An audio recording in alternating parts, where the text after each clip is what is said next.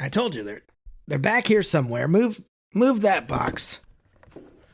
What part of the store are we in? We're in the storage room. You've never been in this room? Yeah, because you don't work. Never seen any of this shit before, dude. All right, there's boxes over there. There's blow up stuff. It's trash I throw back here whenever I'm too lazy to go out back. But anyway, It's just a room full of garbage. No. Okay, it's mostly boxes, sometimes garbage. Okay.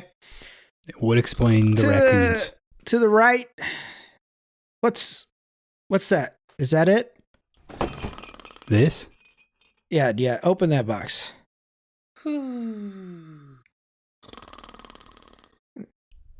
Nope, this one's got a dead raccoon in it. Did you hear that? Yeah, of course I heard it.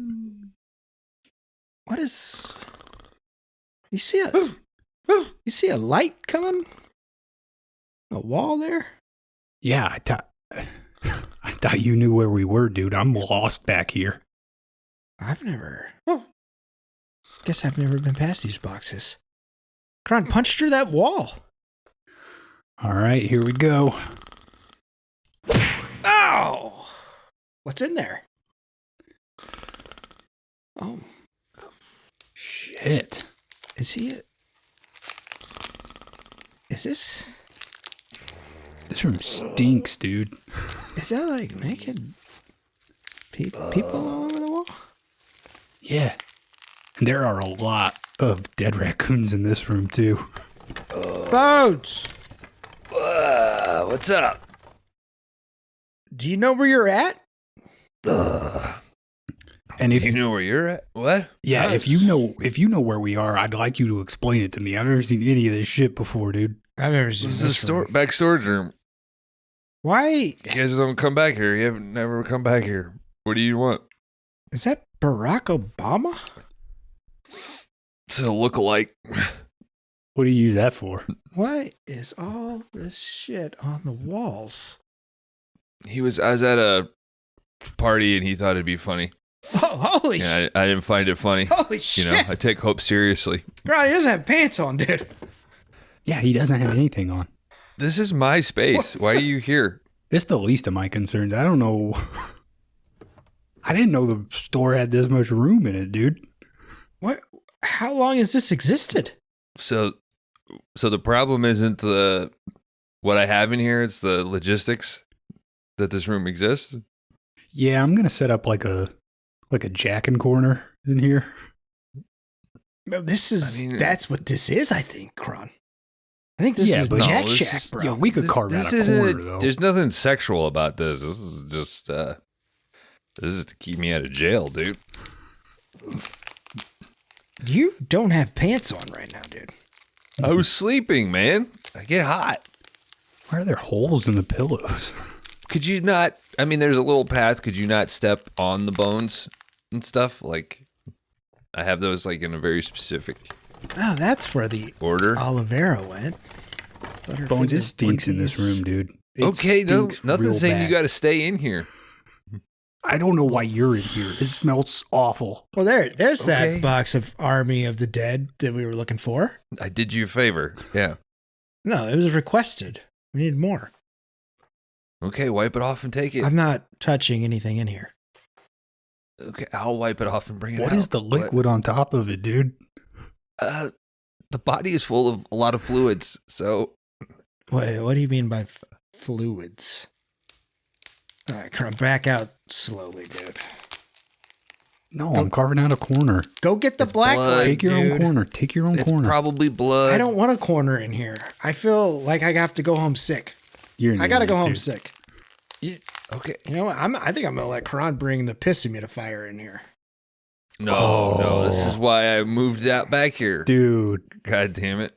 you guys Kron? want the piss humidifier back? No. Yeah, do it. Why not? All right, We got secrets. I was We got trying to play it secrets. fucking cool. There's no fucking piss humidifier in here, god damn it. I'm going to piss you on the got floor secrets? to mark out where the humidifier is going to go. Pees a lot. Oh, no. He's been drinking a lot of Baja Blast. Mhm. Nope. Go through the little hole that you managed to punch in my wall. How do you get in here if there's no... There's a door right over there, dipshit. Oh, see, I don't know where any of this shit is. I don't think What's he's that door there. go to? Can we fire him? That goes to Dan's room. Shut the fuck what up, the dude. fuck, dude? You guys both crashing here? Shut. Why'd you do that? You brought him in here, dude. No, I seen the light. I didn't know what it was. Like, you got caught. You shouldn't have been dicking around where you didn't belong. Okay, God damn it, Now- dude. Kron. That's if there's a room that you want a piss humidifier. No. If you're Yeah. giving him a room, you're giving up half. I'm giving up half, and it'd be his room. I'll go get the drywall. Fuck. God damn it. In all actuality, you guys are taking my bone room quite well. There's nobody else in here. Not Whoa. like a bone room. Not a bone room. You never bone down in here? Oh, like your name. No. Okay, I get it. Nobody else usually is alive in here. Bro, I'm going to bone down in here while It's we're not- building my room. It's not your room. You can't do that. You said I get half the room. Yeah, and half when we your room. build it, but you can't start using it until we're done. Okay, I need to bone before then. All right, I heard the door. We got a customer. Bones, set him straight. I don't know. You want to know where I got inspiration for this room, Kron? Hell yeah, buddy. It's from a movie that we're going to talk about this week on 5 Day Rentals, The Rage.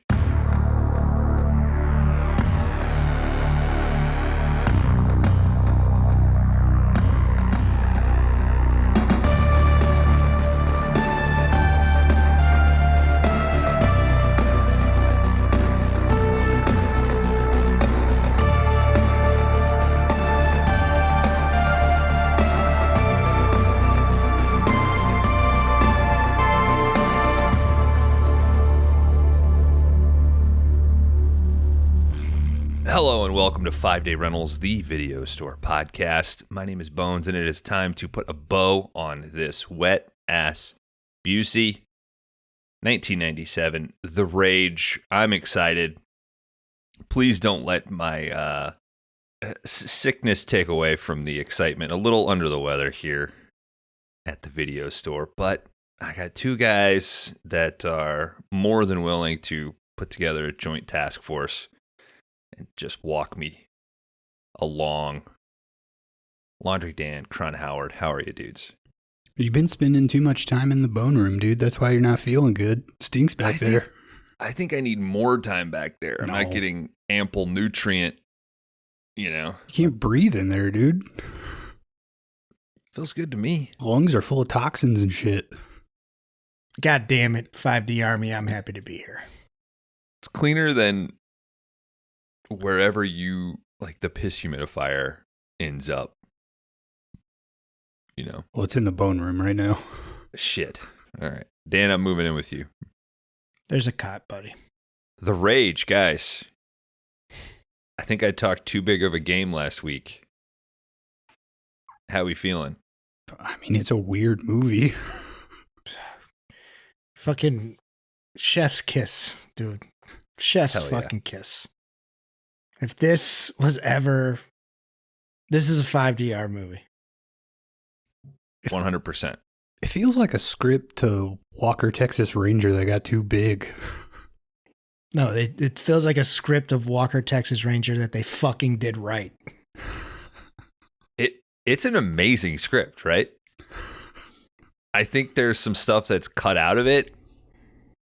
No. Editing is... There's no way. You don't think they cut, like they just dropped stuff? No, I think they cut stuff out of here. Okay. But it's like 97, 93 minutes, something like that, in that range. Mm-hmm. We talk a lot on movies about, hey, this didn't need to be 2 hours. Trim some shit out. This, to me, is a good example of that because the first 10 minutes, you're probably kind of lost. But if you stick with it, it's going to answer your questions. You are going to scratch your head the first 10 minutes, but it rewards you for sure. I mean, if you're not I mean, if you're not in the first 5, Then get the fuck out. You don't need to be here. Oh, first 90 seconds. I mean, Busey's breaking a woman's neck. Well, it does. It has the feel though that you like flipped it on in the middle of the movie, Yeah. and you're sticking around to see if a boob shows up because it might, based on the setup for this thing. Yes. It feels like there should be far more boobage Mhm. in this particular thing. But you know what? They put their effort towards some amazing car stunts, and I'm here for it. I mean, 97 minutes, and it still has a 10-minute ending that you're like, oh yeah, I forgot about this on rewatch. Yeah, I started it and was like, I'm just going to check this out. But the editing prevented me from doing that because there's like no like clear. Yeah, you could take a breath here. Maybe the semi, I guess after the semi you could take a break, but yeah, it's just like it keeps going. You're like, oh shit, Yeah. we're in it. Let's do it. Speaking of the semi, what do you guys think about the stunts in this? Dude, there is one stunt in this movie that looks legitimately dangerous to the people who were involved. I think everybody was in danger when this was going on. Yeah. When there's a car on the screen, this is probably the most interesting the film is, maybe. I mean, there's some good. Yeah. I don't know. It's every subsequent scene is like, this is the craziest scene in the movie, and then it just somehow outdoes itself. Mm-hmm. I believe I read, because I got fascinated, like, where did this fucking come from? Because it doesn't feel like 97. It feels like 87. It feels like action you would have gotten 87 or 77, right? Like, putting people in that much risk. Yeah. Particularly the way that it's shot and like the double edits, like they do the Jackie Chan thing where the action editing is not afraid to cut back in time To show you that explosion again. Yeah. I mean, I think that what were we little, gonna say, Kron? little boat at the end of this movie blows up 6 or 7 times. And I'm so fucking here for it. I mean, well, I think the action does feel like it's ripped out of an older movie. The storyline feels like it's straight out of early to mid 90s. Yeah. But I believe the director or the action coordinator, Dan, I don't know if you saw this in any research, the log truck sequence was something that he was trying to do forever. I didn't find that, but Okay. it's good though. Yeah.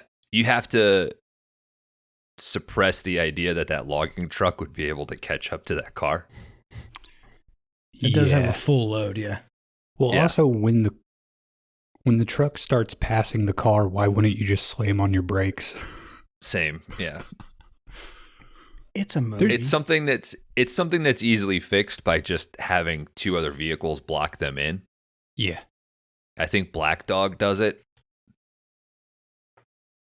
Yeah. If you remember, they catch Black Dog, like Swayze's truck with like 3 other trucks, and they box him in. That's how he's kind of able to.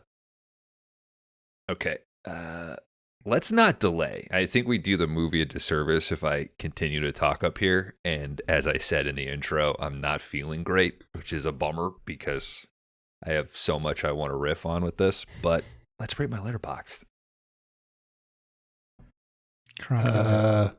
Bones 3.5. Bones, I'm going 4.0. That's probably the right All right. answer. Currently sitting at a 3.1 on Letterboxd. Available on YouTube. Somebody has a pretty good rip of it on YouTube. If you have YouTube Premium, there's no commercials. It's on Prime as well. Also on Tubi. On Tubi.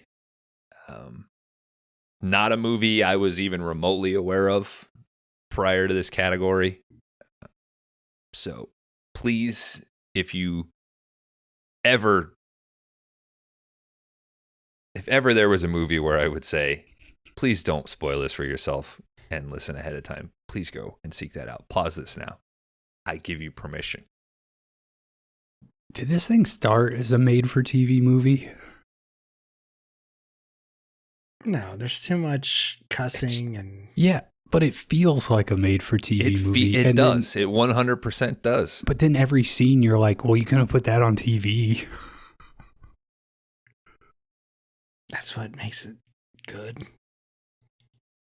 Yeah. I can see a cut of this that is on TV, but then you would miss out.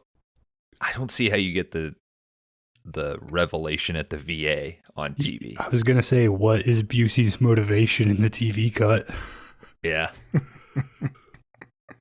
Maybe there's an alternate take with that particular guy, which thank you for not spoiling just yet for the people that are. I was going to say there's many cuts. Not taking the advisement. Oh, there's a lot of cuts. All right. Anything you guys want to touch on before I jump in? Nah, I don't think so. All right.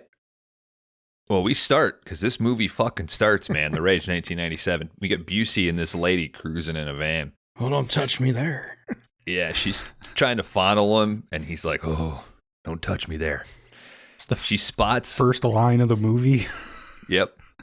She spots a campground with the young family up ahead, and she's like, "I see some squirrels up there that the audience cannot see." Yeah. And he's like, "What?" She's like, "There's some squirrels up there. Let's get naked." Oh yeah. And Busey switches. All right, let's go. And he parks his truck. Him and this chick jump out. Chick jumps out, starts like showing her tits. Oh yeah. Go ahead. Oh no, I was about to jump to the thing that happens right after this. So. Oh yeah, so she's showing her tits to the dad. There's like a set of girls throwing a frisbee back and forth. Busey just plops down in a camping chair and asks what? Well, he says, "I like my burgers medium rare," which is the second time this has come up in this category. Yeah. Busey gets up, goes and grabs the mother.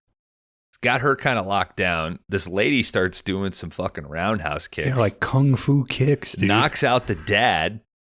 Busey just standing straight up breaks this lady's neck. The two little girls that were throwing the frisbee run into the RV. He kills her in 1 second. Yeah. Hop in the camper. That's it. We cut. I laughed. Incredible. I was like, oh shit. Yeah. Mm-hmm. I watched it 3 times because I kept backing up. Like, did I miss something? When he snaps that lady's neck, dude, it is... It's both badass and funny in the movie. That sums up this movie perfectly. I feel like this for you was like when I turned on Stone Cold and was like, duh. Yeah. Cut to an FBI station. We've got Roy Scheider. He checks in with a young and upcoming agent named Kelly McCord, I think. I think her name's Kelly McCord. It might appear different throughout my notes. He's asking her if she's finished her profilings, and she's like, "Yeah, I know these killers, sir. I'm ready." And she looked at a file for, I'm guessing, 10 minutes, and she was like, "I know these killers." She's that good, dude. We get the hint that he's building her up for something. She thanks him for promoting her to the field. Then this other chick comes in, and she's like, "Who are you getting partnered with?" And McCord's like, "Oh, just the guy that I have a smut wall shrine to." Yeah. This other lady fills us in that, oh, this guy has like the longest tenure in the field ever. Like, he is Mr. Mindhunter himself. She's double clicking that mouse to that wall. Oh, for sure. I feel like it was part of her research. Like, she figured out who she was getting partnered up with, and then pulled all these newspaper clippings and shit. Well, doesn't she say like that she's been following his career for a decade? Maybe. She shouldn't have, because he should have been fired a long time ago because he's a terrible FBI agent. Mm-hmm. I don't know, dude. He's pretty good at running after vans. Should you be in the FBI if you're in the news that often? And how many FBI agents does this fucking town have in it? 2? No, there's like a fuck ton of them, dude. Well, they're in Quantico right now, right? Like Kelly and the is, yeah. Yeah. Yeah. That's in Virginia. Listeners. I don't know. I think for the most part, it is just him and his partner, and they've just taken over the local PD, right? No, because when the van shit goes down here in a minute, they all rush the streets and start shooting. Like all of them have FBI jackets on. Well, those people are probably called in for that stakeout. Mm. Whether or not they're stationed there, I don't know. Doesn't matter. We're going to cut to our Mr. Mindhunter himself.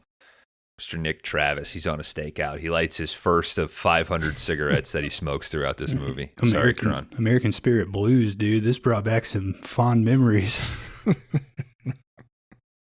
Travis's current partner gives him sort of shit for being kind of washed out or whatever. They're on this stakeout. They're following this blue van. Now, this goes by very fast. We don't quite know why they're following this guy, but we do see the driver of this van is kind of camoed out, and he's trying to throw this chick into the back of the van. Yeah. This woman fights him off, yells out. But also, he's next to looks like a baseball field where they're actively playing a game. It's broad daylight, and he's kidnapping a woman on the street. Well, we come to find out that these crews they're amping up their efforts, Kron. They're building up to something big. They're getting bold. It's bold to do a midday kidnapping. Yeah. That's for certain. You know, it's fucking bold that his partner here throws away his lunch in a fucking trash can before leaving. Doesn't he know you're supposed to just throw it out the side of your car? Exactly. I was like, what the fuck, dude? That's the first way you know that he's a dipshit. If you're a real cop, you just toss that food. You cannot be fucking trusted. Well, when the shit goes down, dude, you don't got time to run to a trash can. He did. First mistake. That's why they didn't catch this guy. 100%. I'm with Kron. Oh, I'm with you too. We're all together on this. Travis calls this in. We get our first glimpse of Sheriff Glenn. Buckle up. S-tier movie character. God damn it.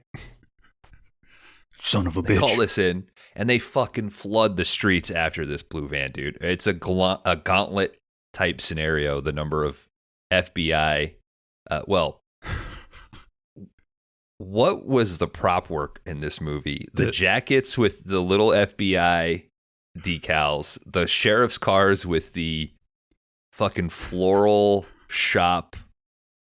The sheriff's cars are white sedans that just say sheriff on the side, and it looks like somebody went into MS Paint and loaded up a font and said good enough, and they printed out 30 decals.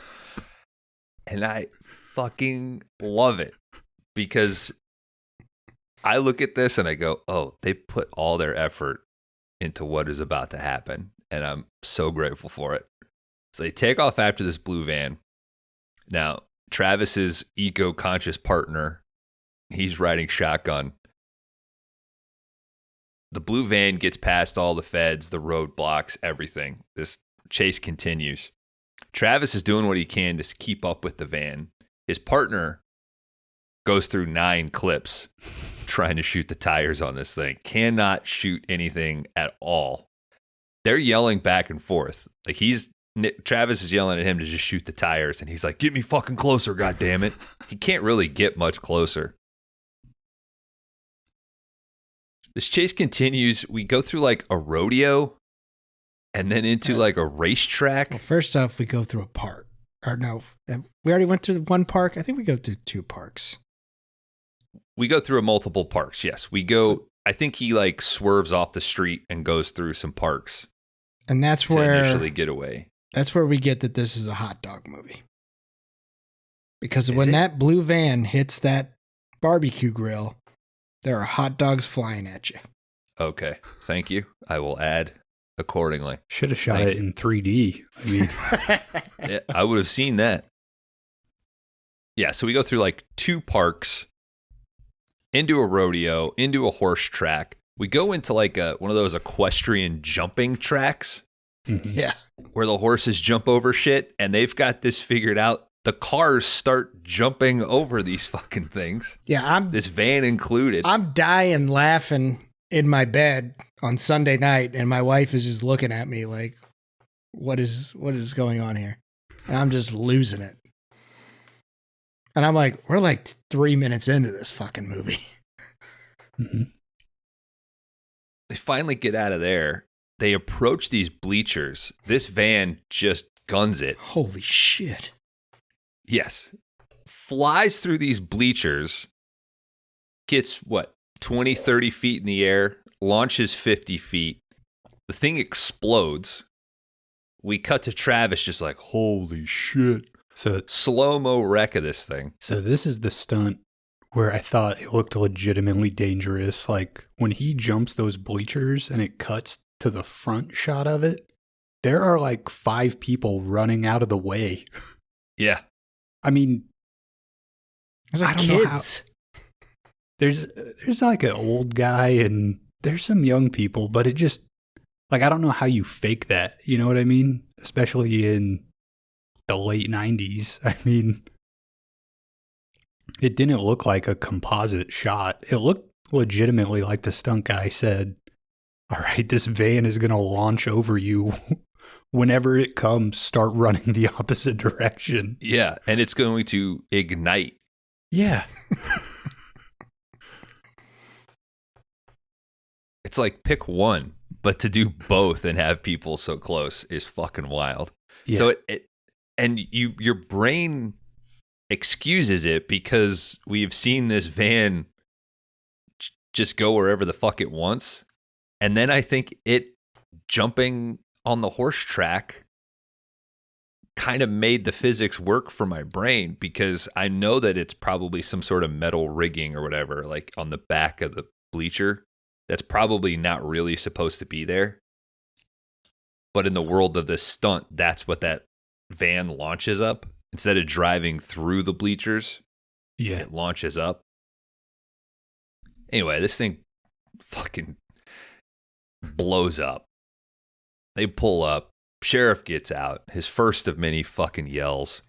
You know, that guy's deader than shit. What do you think you are, John Wayne? Yelling at the fucking partner. Partner's immediately like, it's his fucking fault he can't drive. They needed a fucking suspect, guys, not a fucking body. They're at the morgue. Coroner tells him it's too charred, man. No fingerprints, no ID. Corner looks exactly like Gene Parmesan from Arrested Development. Yeah. He has like the little round glasses and the mustache and shit. There is a tentative DNA match with one of the victims. Nick does say, though, that they're looking for a male and female snatch team, though. So we're on to something bigger here. The movie doesn't do an incredible job at the first half, sort of filling everything for you. You can totally be justified scratching your head for the first 20 of this. And I quit making excuses for it. So Nick and the partner, they go back and forth, playing the blame game. Nick even calls him out on this, like, man, you've got this fucking down pat. You're going to go far in the bureau. We cut to another crime scene. We got some bodies out in a field. These are the girl victims from Busey and his ladies' little RV excursion. Okay, so did they move them? I think so. Because we see a fucked up RV, like, looks like it's turned over. But then later in the movie, they go back to that scene and the RV's like all burned up. Yeah. I think they I think that's where they dumped the girls. Okay. And the parents were left at I think it's called Bear Lake. All right. Later in the movie. Yeah. Again, it wasn't until later in the movie that I connected that these were the two girls from before. I just thought they were some randos. Another random. Well, I mean, sadly they are random victims, but that they weren't necessarily connected to what we've already seen. Don't these girls have their like hands cut off and shit too? Yeah. Yeah. I don't know why they wouldn't cover that up. But yeah, at the crime scene. Get back behind the line. Get back behind the line. Like that's said like 40 times. You see that tape? Stand behind it. Travis is already there. Scheider shows up with McCord. He gives Travis shit for looking like shit, that he's got like 40 dress code violations that he could bust him over right now. You think if he told the story of his career, anybody would fucking believe it? Who, Scheider? Yeah. It's like, and then I was in one of the biggest movies of all time. And then I went to the jungle with this fucking crazy guy. Mm-hmm. And then I was with Gary Busey, this murder movie. Yeah, when I was 80, I was roundhouse kicking. I was in a fucking kung fu fight. Mm-hmm. I think he is goofy as fuck in this movie, but he does add some charm to it. Yeah. I don't know why he's busting this guy for dress code. Doesn't he wear like a jumpsuit the entire movie? He wears his tactical gear later on. It's like a one piece. It's like coveralls. He is ragging on Travis here. And he looks exactly like all the dudes that were shooting at the van in the street. He's like, you got like 20 dress code violations going on.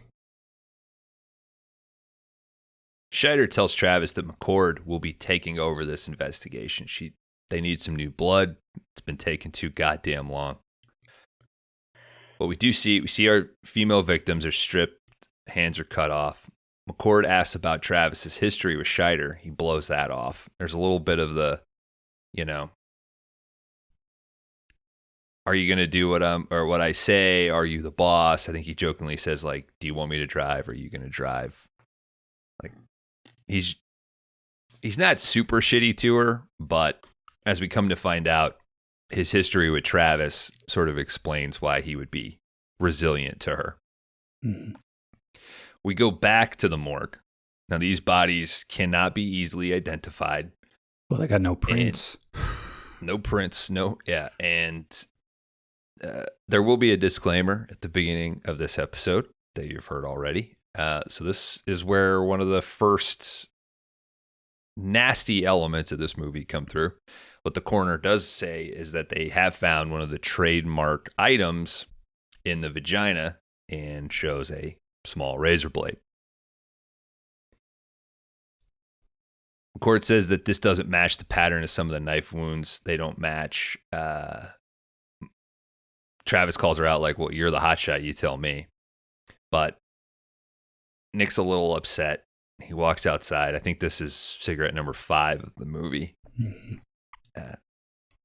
Lights up in this parking lot. I kept pace with him, dude. Good.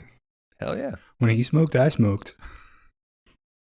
And McCord comes out. She's trying to be a good partner. She's like, hey, in man. the living room? Yeah. But I got a toilet paper tube that I put some dryer sheets over. Hell yeah.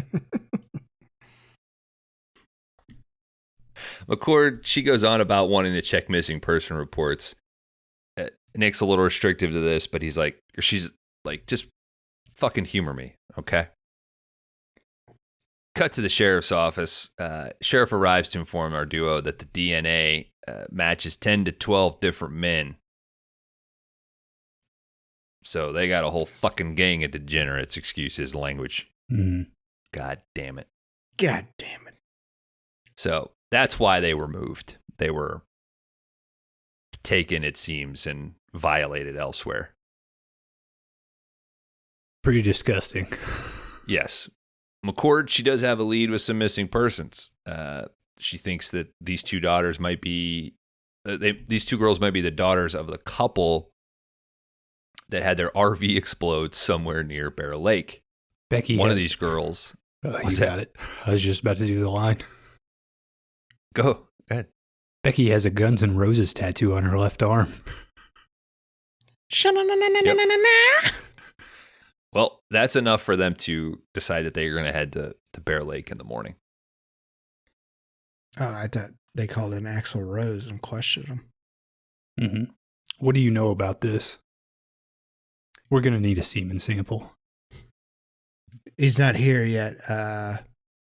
He's finishing up Teenage Mutant Ninja Turtles 2, so he's going to be about 2 hours late. I was getting fitted for a new hat. How do you like this scarf? This scarf? You guys think the 80s music, there's too many gimmicks. You got a guy dressing up like a schoolboy. You got a guy with a big top hat. It's too much. You got to stand out somehow. Just play your guitar. You don't have any joy in your life. What do you need that big hat for? Who cares? It's rock and roll. Cover your bald spot. You go out like that when you're not rocking and rolling? I mean, he kind of has to now. It's kind of probably a curse now with now you're locked into like, oh, I got to find the best hat maker in America. I don't know if Slash goes out in public without the hat, though. Is he unrecognizable? Is he like not spotted? I don't know. Like if Angus isn't dressed up like a little schoolboy, would you know that that's Angus? That's a business deal, though. He has a hat company. Like, this is the hat Slash has. You can own it for $600. Have you priced these out, Dan? Yeah, everybody, thank you for our sponsor, Slash Hats, this week. If you go to slashhats.com, you could get yours. Put in 5DR. You get 10% off. What I love about them, Dan, is that they will send you a PDF that you can print off. Mm-hmm. And there's a little ruler on the side of that piece of paper that'll print. And it makes it really easy to find the size. To get your custom fit for Slash Hats. Slashhats.com, 5DR promo. Mm-hmm.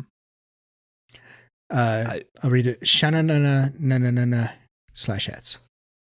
I've reached out to them. You know, there's no reason that you couldn't also produce smaller little top hats for one's penis, you know, for those special occasions. Mm-hmm. Slash dick hats. Yeah, your anniversaries, your marriage nights. I think you never know. There might be somebody in their 50s or 60s that would love to come home with a bunch of, you know, a path of roses. Valentine's Day, Easter, Arbor Day. You think that was These are all holidays that would deserve a little top hat on a hard penis. I think that was a name that they came up with, like, yeah, like, how about Paths of Roses? And somebody's like, how about guns? You telling me your wife gets home from a long day of work, Groundhog's Day. You got a little top hat on your penis when she gets there. I'm not getting laid. You've written Poxitani Phil on the side of your boner. That's not going to go over gangbusters. How does it stay on? The top hat? Yeah. It's got a little, like a loop, you know, like a Queen's Guard would have. Or just, what if you're not circumcised? See, I think I think you size down. I think you size down and you put the hat on when you've only got like a semi. So then when you fill up, it kind of locks it in place. Holds it in. Yeah. Well, but then you run the risk of getting too tight. Kron, what I love to do on Groundhog's Day is I like to set up a little spotlight on the other side of the bed to cast the shadow of my dick on the wall. And then whether or not my wife sees that when she gets home, that determines how long winter's going to be. Mm-hmm. That's smart. Did you see it? I'm so confused. Now back to the Rage 1987. And your wife wakes up every day to that same reality. All right. Thank you, Slash Hats. Travis obviously stressed out about this. They decide to call it a night. It is like 3 p.m. They're walking to their hotel rooms, I guess. And McCord's asking Travis about one particular case that stands out in his file. Some place called Highland Gorge, and it was an incident involving Taggart, that's Scheider's character's name, and some armed militias that Nick was involved in. So we cut to this incident. Taggart. You piece of shit. There's some militia that have taken over a dairy farm, and they are in a standoff with the feds. Now, Nick is on point on this. He is on hostage negotiation. We're on day 5 of the standoff. Taggart is there, and he is leading the tactical team. They are talking shit to each other. Nick is like, I need more time. This isn't tactical yet, damn it. And Taggart's like, fuck this. I want to move in. It's been 5 days. We see this dog from the militia side get spooked and just run out into this field that's between the feds and the militia. Why does this worry them? It worries them enough that Taggart's like, fire! And this sniper shoots the dog. The owner, the little boy that owns the dog, comes around. In no way is motioning like I'm going to shoot at the SWAT guys. He just happens to have a gun. Taggart tells in slow motion, fire!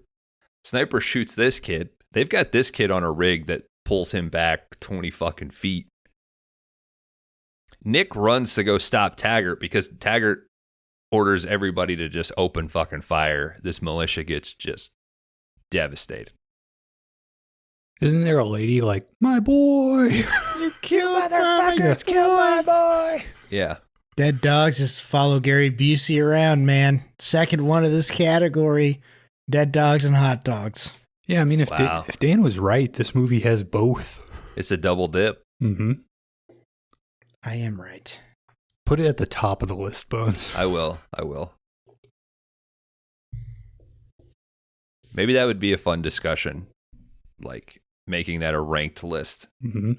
So this, because it double dips, but how prevalent are the hot dogs versus how prevalent is the dead dog? Yeah. Like surviving the game would be pretty high. It's a pretty prevalent dead dog. Well, there's also Dead Heat has like a mystery hot dog that is there at one scene and then gone and then back again. Yeah. So that's like a mythical hot dog, you know? Yeah, I don't know. If you want to talk mythical hot dogs, we need to talk Robot Jocks because that's the biggest hot dog in that crock pot I've ever seen. Cut back to talking with McCord. Nick is like, Taggart got reprimanded and I got protected. Oh, at that fucking militia thing, Nick tried to, like, he was running at Taggart and another guy, like, stopped him to keep him from beating the shit out of him. But Taggart can't just fire Nick without justifiable cause now because the Bureau sort of knows that Taggart's got it out for him. Mm-hmm. So what he admits to McCord is, that's why you're here. I think you're here working for Taggart to find justifiable cause so he can fucking bag me. Yeah, he thinks she's just looking for any fuck up so they can get rid of him. And this pisses her off, man. And this just starts this whole fucking through line of this movie where she's like, I'm my own fucking person, okay? And I need you to trust me. Nick says, you know what? FBI used to fucking stand for something. Fidelity, bravery, integrity. But goddamn it, after all this shit, after Waco. I could have sworn it was Federal Bureau of Investigations, but I thought it was female body inspector. you learn new stuff all the time. This is why we do this. Mm-hmm. They call it a night. Bear Lake the next morning. They start searching around. Now, this is one of those, I don't know how they got from the RV park to this mining camp that they get to, but they're driving around this old mine. They come by this creek. Nick gets out, starts finding fucking bones, man. He doesn't bring out a fucking evidence bag. He just throws it in the back of his fucking Chrysler. Yeah. Picks it up, chucks it in. They continue a little further. They go inside this old building. Oh, Sure also enough. in this scene, when they're down by the stream, he throws an unlit cigarette into the water for no reason at all. There's a few where he like lights them, takes 2 hits, and then just throws them out. This one, he doesn't even have lit. He's like holding it in his lip. He looks down and sees the bone, chucks the cigarette into the water for no reason. He starts dicking around with his femur.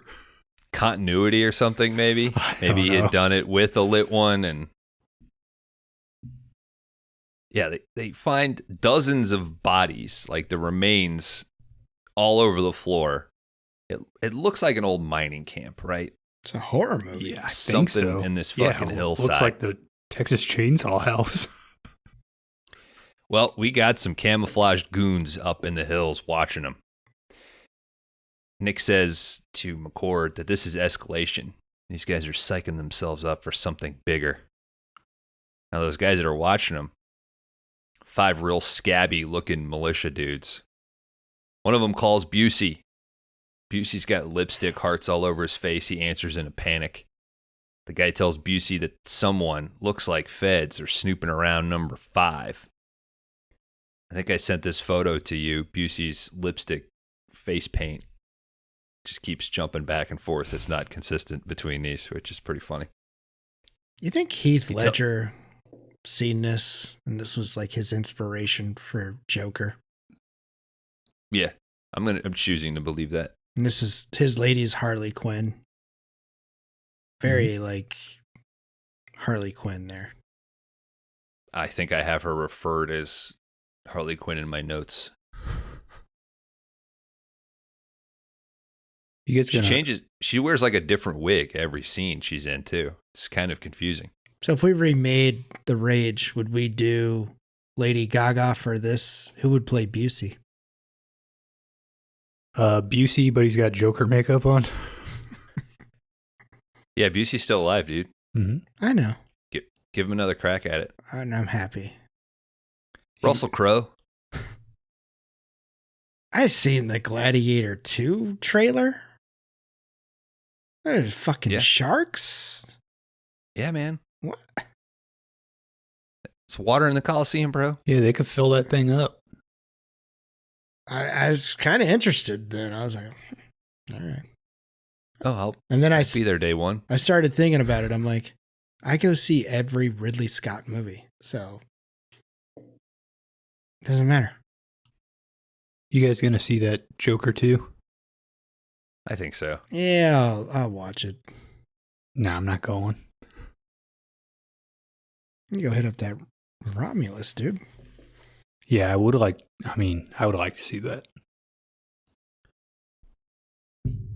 You'll have seen it by the time this episode comes out, so people can start spoiling it.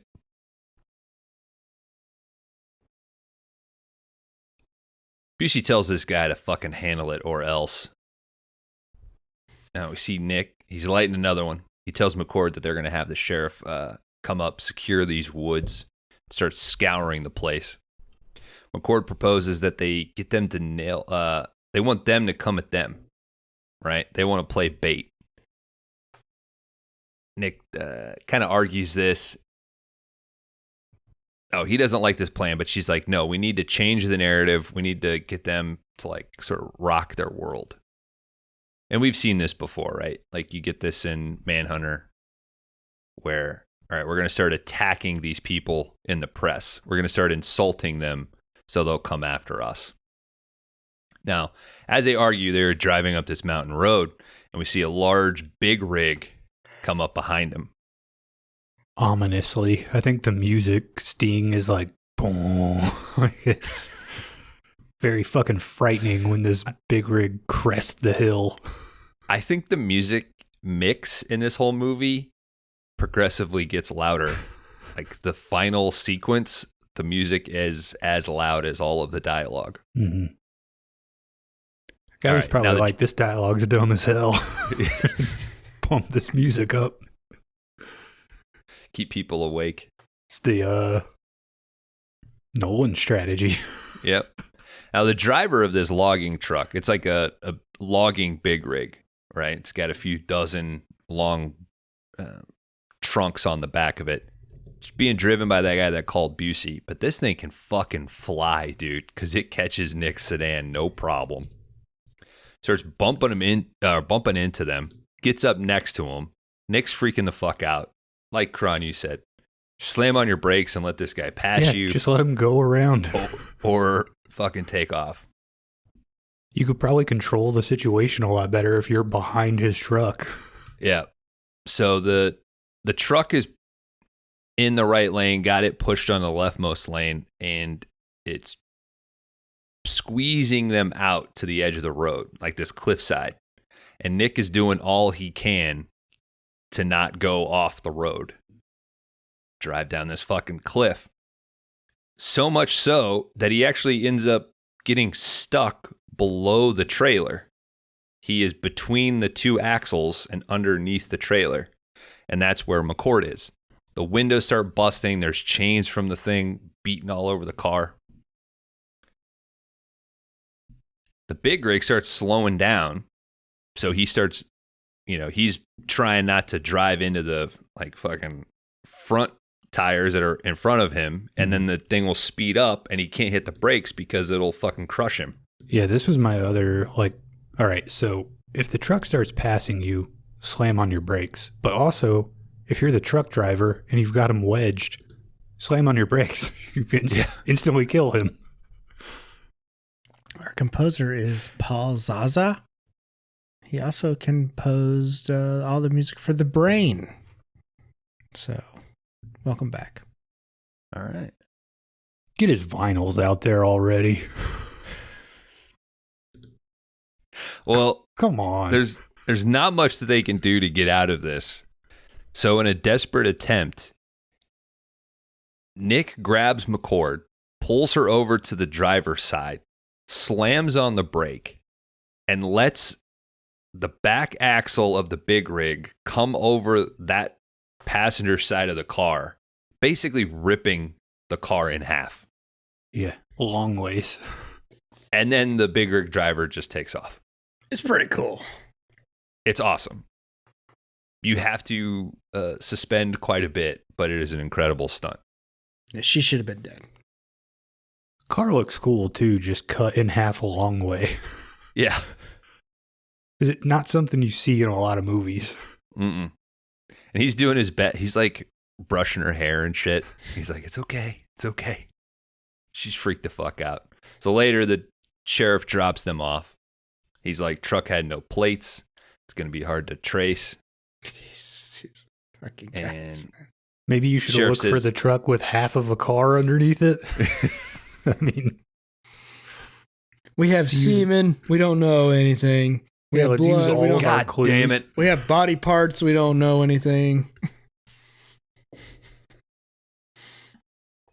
No plates. All right. Shit, he got away. Sheriff tells him he's going to call in the National Guard. They're going to get some. They're going to fucking scour the mountains. And they're also going to put some patrols in the parking lot of the hotel so they can get some rest. In their room, Nick and McCord, they argue about trust some more. He's like, well, you didn't really do anything. I was the one kind of driving and saved your life and shit. And she's like, God damn it. Fucking takes off. We cut to the next day. Busey's in front of his men. He's like giving the one guy shit, like his failed attempt has screwed us. Now, if they put helicopters in the sky, I don't want any infiltrators, no firefights, no glitches to Judgment Day. And then his fucking Harley Quinn lady, she runs out and she's like, hey, baby, we're on fucking TV. Get the fuck in here. What? He fucking marches in. Real quick, I wrote this line down because the guy who fucked up the Bobby Joe, the logging truck thing. At one point, Gary Busey, I think it's in this scene, tells him, "Get your ass back to the base and hack the defense net." Oh, that's next. That's coming up. That's coming up. I got that. Sorry, Bones. Yeah. That's all right. We're all just excited, man. There's so much like dumb jargon like that, though, where it's like nonsense words that are strung together. It's perfect. All right. Inside, he sits down, watches the news, and it's McCord. She's on there with a reporter, and she's discussing that the team responsible for all these killings in the area. She's like, the skills presented indicate a law enforcement or military background. She says he's dysfunctional sexually and is unable to maintain consensual sexual experiences. Instead, translating that into sexual murders, he suffers from chronic erectile insufficiency. And Busey's kind of laughing this off, but he's just like, who is she? Kind of like laughing a little bit more. Then his chick is like, we should call her up for some phone sex. Call her up for some phone sex? Fuck with her? And then Bobby Joe comes back in. He's like, don't be fucking with this bitch, man. Like, do not. I'm telling you, please. And Busey gets fucking fed up with Bobby Joe. And he threatens him, tells him to get his weekend warrior ass back to the base. Hack into the defense net. Double check your target list and reconfirm arrival dates.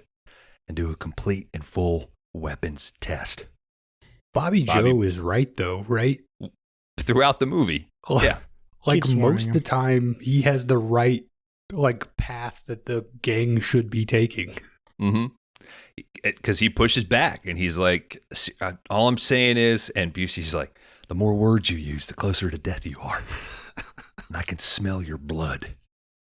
But this is the reason good. We get this movie, though, is the FBI profile thing, right? When's Silence of the Lambs? 91. Yeah. So this is... Oh, he's a male, white male with... Obviously in the military. Like, that's the shit we like to hear. We had that, and then we had Waco. Yeah. Yeah.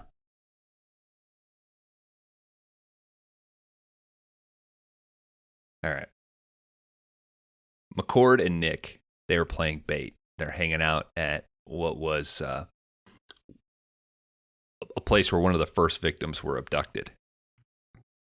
And they have a little back and forth. Don't pop a vein, man. McCord tells to him, and Travis lights up another cigarette, and she invites him, you're the best fucking profiler, fucking profile me. And he fucking nails it, dude. He's like, yeah, I bet your dad didn't have any sons, so you were like a pseudo son to your father, and you're probably in law enforcement because you probably worked one summer with kids that were probably victims and shit, and it made you feel good and you wanted a desire to help. Kind of the backstory of the lady in Silence of the Lambs. Yeah. And she's just sitting there nodding along oh shit. But then we hear a loud pop. What the hell is this?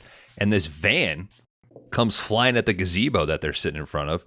It slams to a stop when the sheriff and a bunch of other dudes jump out. And it's just this poor fucking driver who's like, I blew a tire for Christ's sakes. Is that the same blue van?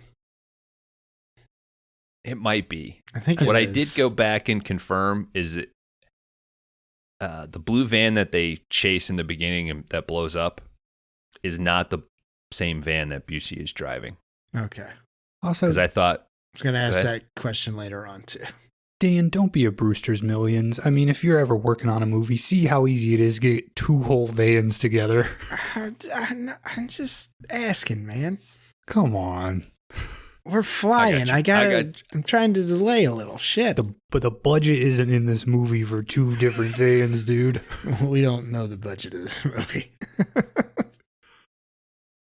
$50,000 is my I'm guess. pretty sure there's, Dan, I know I'm moving, but there's a sequence in this movie I know is going to be 20 minutes of this episode. So tried to plan accordingly.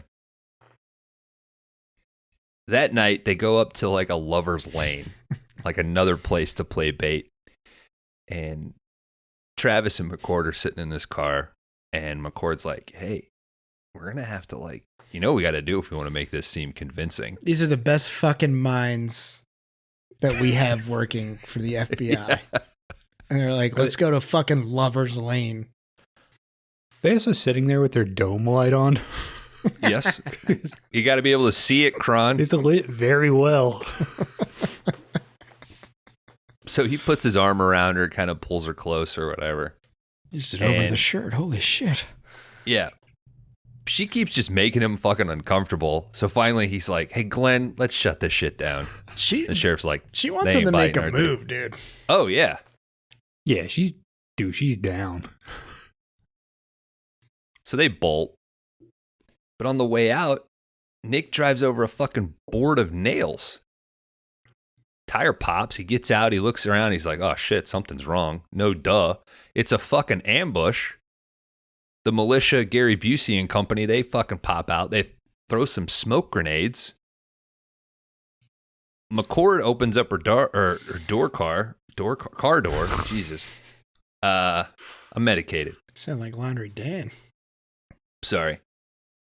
Busey sneaks up behind her, grabs her, throws her in the back of his van, fucking takes off. Nick is like, what the fuck? Realizes that the van's gone. So this is one of those very stereotypical mountain roads that just, makes like a bunch of swerves to go down. Well, this allows Nick to just run through the woods. Mm-hmm. Luckily he's also the fastest man on planet Earth. Yeah. Imagine how fast he'd be without smoking. Mm-hmm. 3 packs a day. Too fast at that point. So he's only smoking to... You got like 30 feet of woods, then you've got the road, then you've got another 30 feet of woods, and so on. So Bobby Joe is driving this van, and the road is a mixture of like, you can drive, it's perfect conditions, and apparently slushy snow. So Bobby Joe just driving like a fucking maniac. Busey is assaulting McCord in the back of this van. Now, the Harley Quinn chick, she's like, oh, we've lost Dan. I saw him make like a little head tilt, too. This scene was too uncomfortable for him, so he had to get the hell out of here. Maybe it's good that he's not here for this one, Mm-hmm. All right, we're going to keep going. She's like, he's going to fuck you, bitch, but he only makes love to me. Now, he does not fully rape her, but he does start sticking some fingers in her, and he's assaulting her. You got the breath of a zoo monkey. Insult to injury at that point, Yeah, I feel like a zoo monkey would probably have fresher breath than a regular monkey. Yeah, you'd think so. They probably give him a little greenie to chomp on. Now, but because this road is so fucking windy, Busey's having a tough time, like, continuing to be able to assault her, Mm-hmm. And Nick, every 30 feet he gets out, he starts shooting. Bam, bam, bam. He eventually does shoot through the van. They make it seem like he shoots Busey and knocks him off of her. I think that's what I thought happened as well. Yeah, but they don't ever it doesn't ever come back. No, Busey's never just give him a shirtless scene where he's got a big bandage on his shoulder. Yeah. But it's implied then that he must have got hit because he's bloody enough that McCord, when he grabs McCord's arm, he leaves a bloody handprint and his fingerprints. She kicks him off. The van finally stops. Well, it actually doesn't stop. She just fucking rolls out the back of it. Yeah, she barrel rolls down the road, dude. Yeah. And Nick gets to her as his van just fucking takes off. Oh, hey, welcome back, Dan. We just finished the part where Nick saves McCord from the van. Well, I mean, she kind of saves herself by, like Kron pointed out, just fucking barrel rolling out of the back of it. But any comments on this scene of Nick having to go after McCord? I think she gets a pretty good punch on our Harley Quinn chick there. So. Oh, on her way out? Yeah. Yeah. Okay.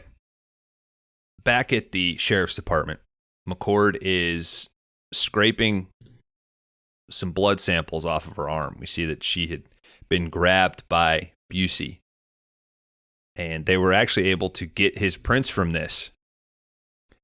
The McCord does reveal that she was not raped by Busey, but that he did manage to try to be delicate here, put some fingers inside of her.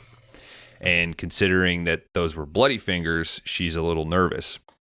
Now, Nick does say, hey, you need a trauma center, but she refuses. Sheriff does come in, and he's got an ID match for Busey. He has a printout of him. She confirms that's fucking him. Sheriff says it's Art Dacey. He's former military, local guy, no address, but they got an address for his mommy at some trailer park. McCord asked the sheriff to have some of this blood tested for HIV. She walks away. Glenn tells Nick, like, hey, man, quit fucking hating yourself. She's still breathing because of you. All right? Do we ever get those results? Yes. We do? Okay. Yeah.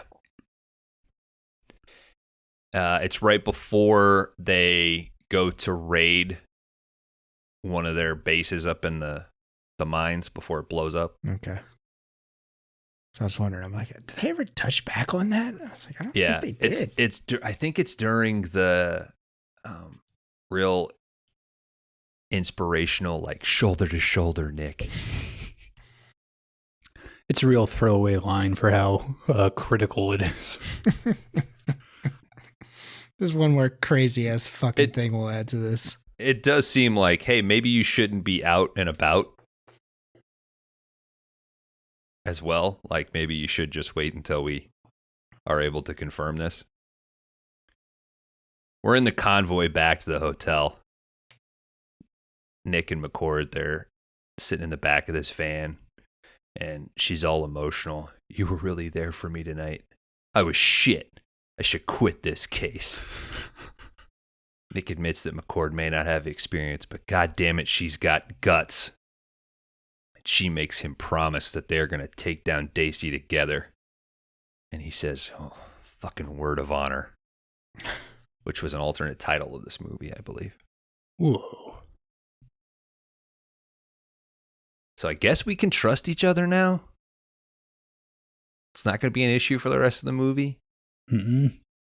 Okay. You talk about us or the characters?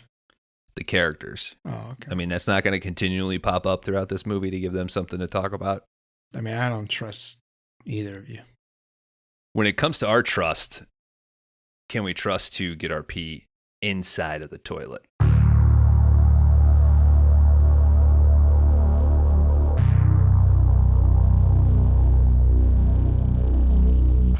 All right, welcome back. My sickness, Dan's technical problems out of the way. Second half of this is going to be beautiful. We're going to continue on with The Rage from 1997. Now, when we left off, no, we're not. We're going to continue on with a Hustler Minute. Whoa.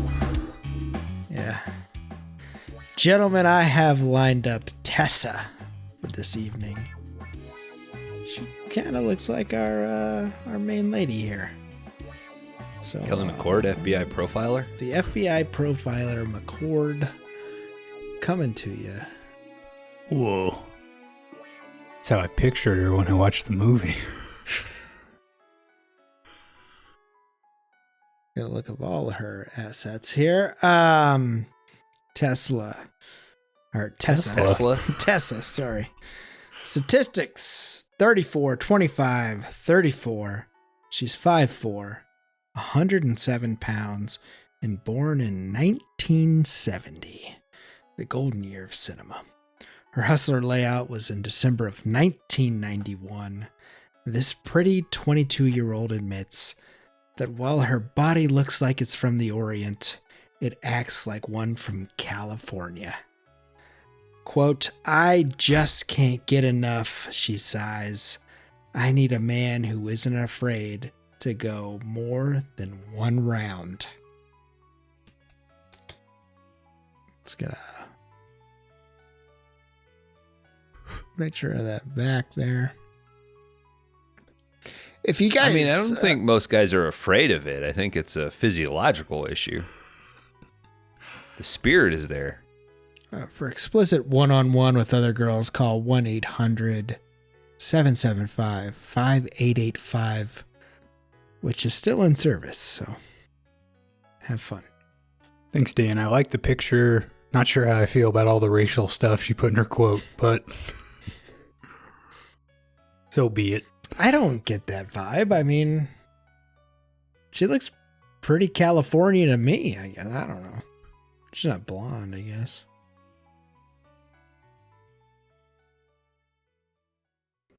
California girls. California girls. The feds and the sheriff's department, they are going to raid the trailer park that they have been led to because that's where Art Dacey's mother is a registered actress. Squirrels, a trailer park. Man, sounds kind of familiar with Zodiac. When they get there, it doesn't take long for Busey's mama to pull out in her truck. Sheriff stops her, orders her to get out of the car. She's like, okay.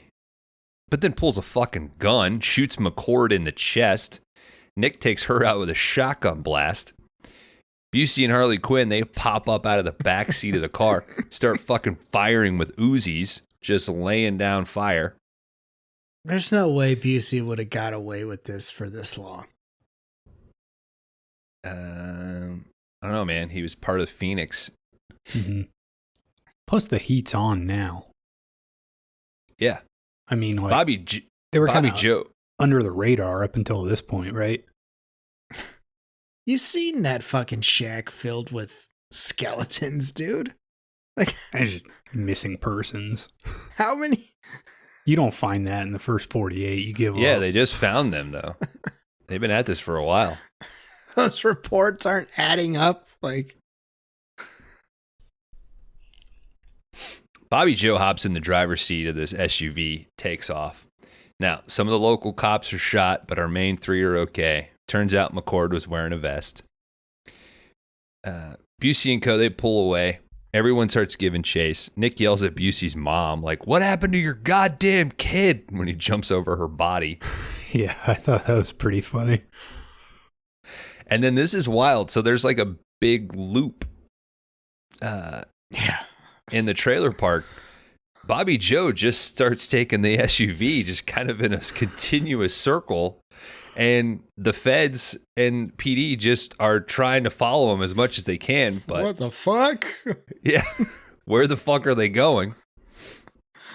I think they do like 3 or 4 fucking laps. And then they start to head to the actual exit. It's like, how do they not catch these guys?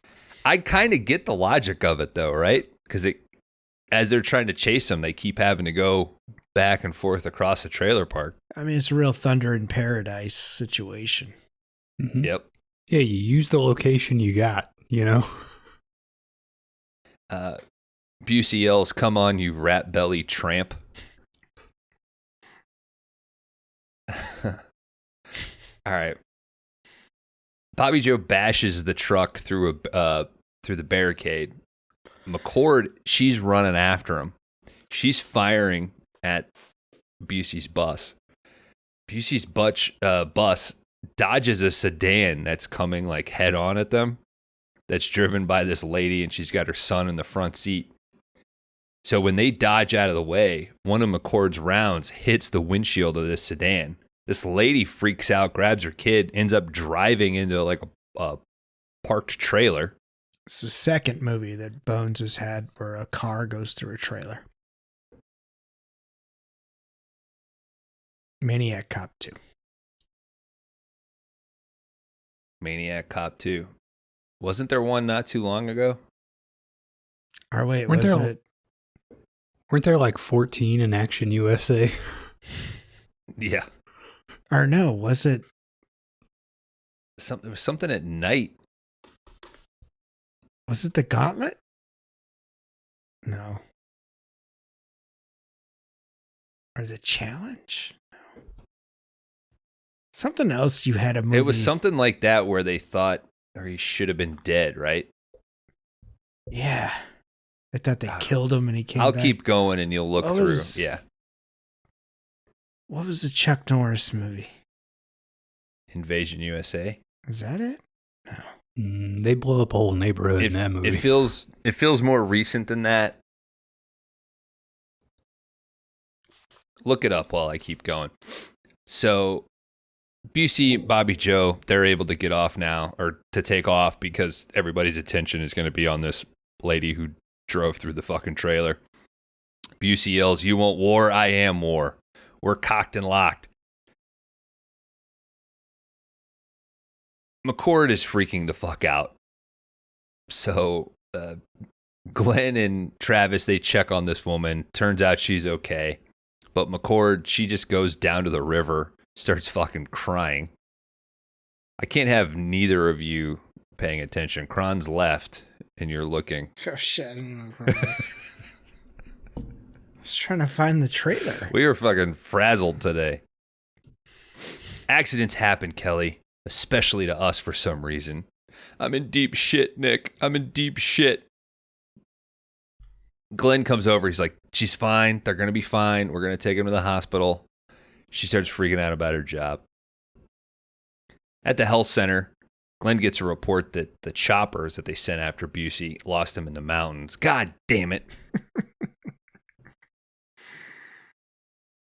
An officer brings over Dacey's military record. Seems like a chopper should be able to follow the 3 roads that go through the mountains.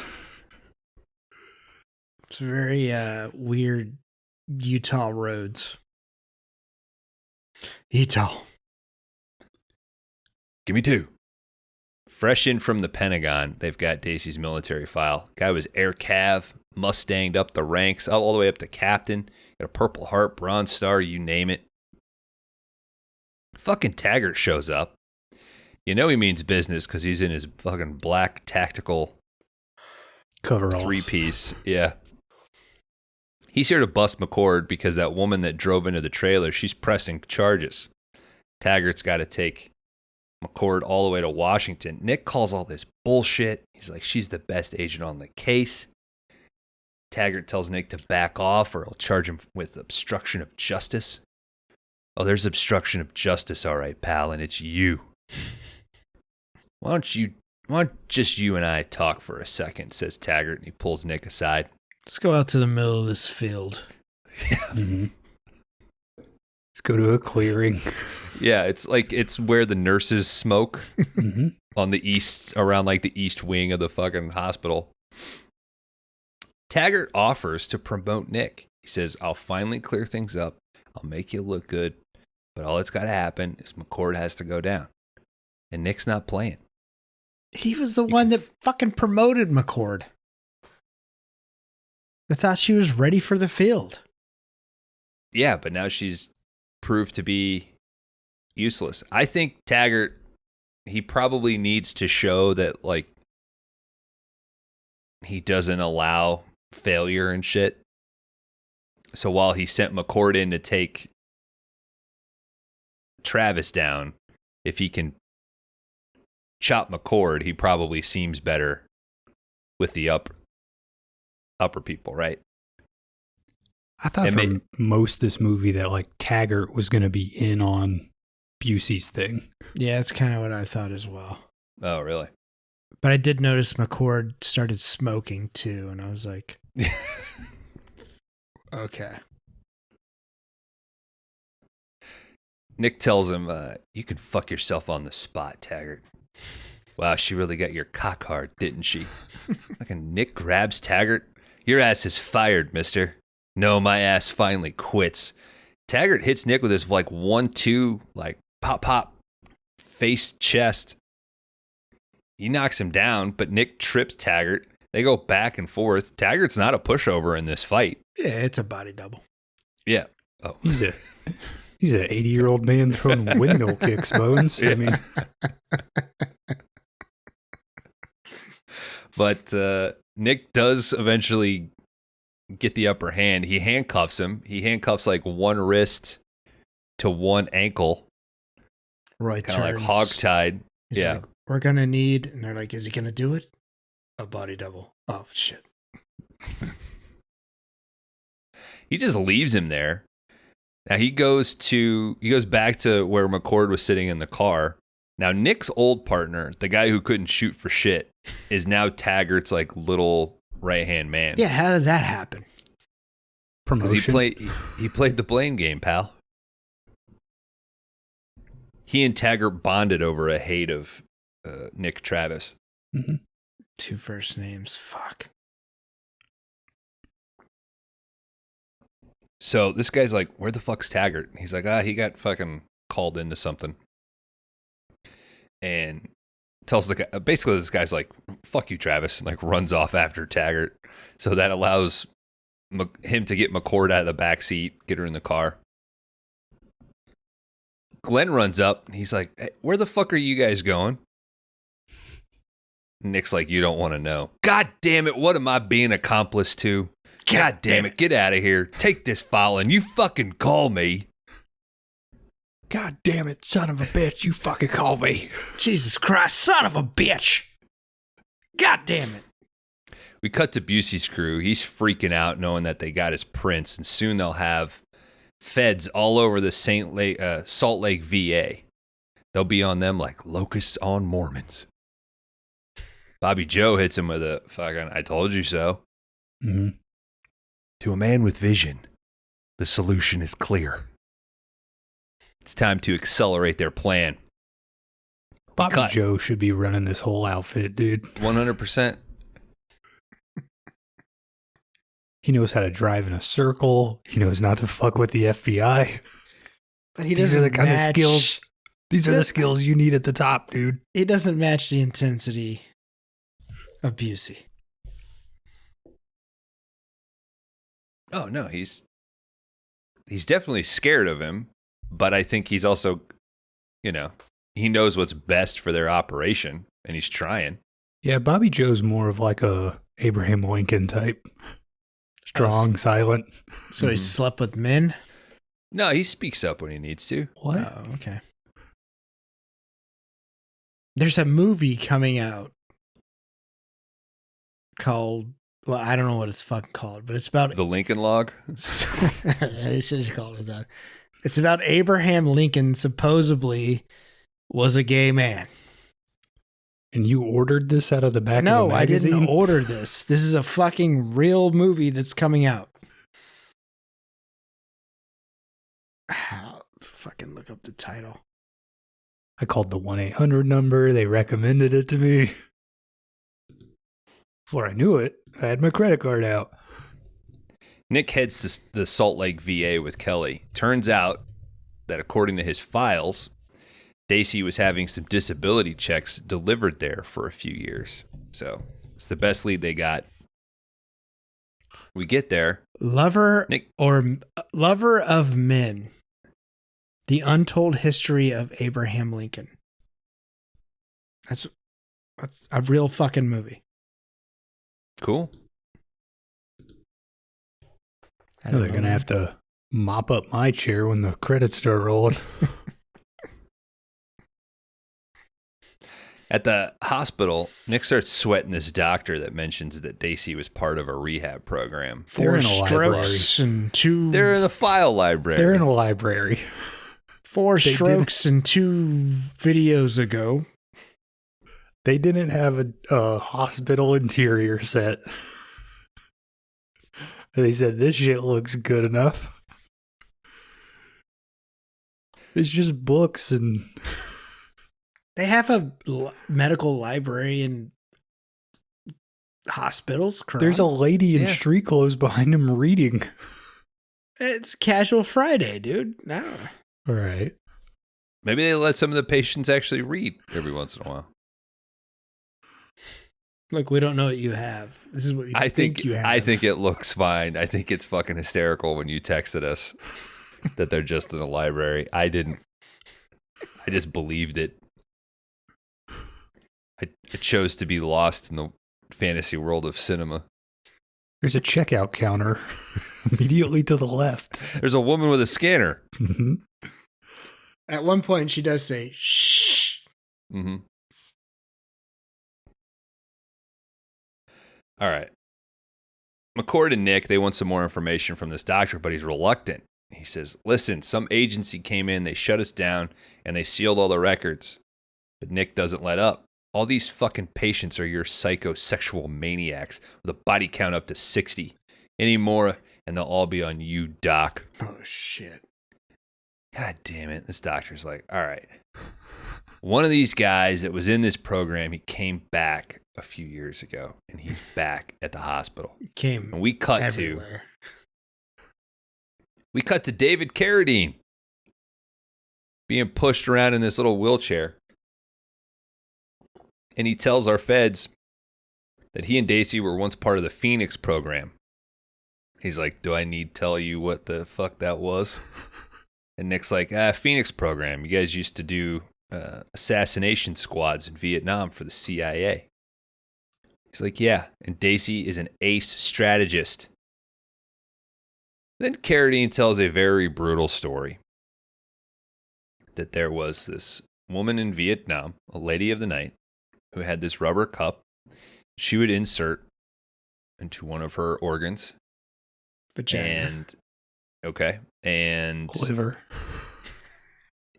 Inside of this rubber cup were razor blades. And unfortunate for Art Dacey, when he entered this woman, he, and I quote David Carradine here, he sliced himself to ribbons. Say what you will about David Carradine, but the way he like squirms at the thought of it really fucking sells it. And he says that Dacey basically he declared war on all Vietnamese and especially children. Why especially children? Yeah, I don't or understand. women. Sorry, I don't know why I said children.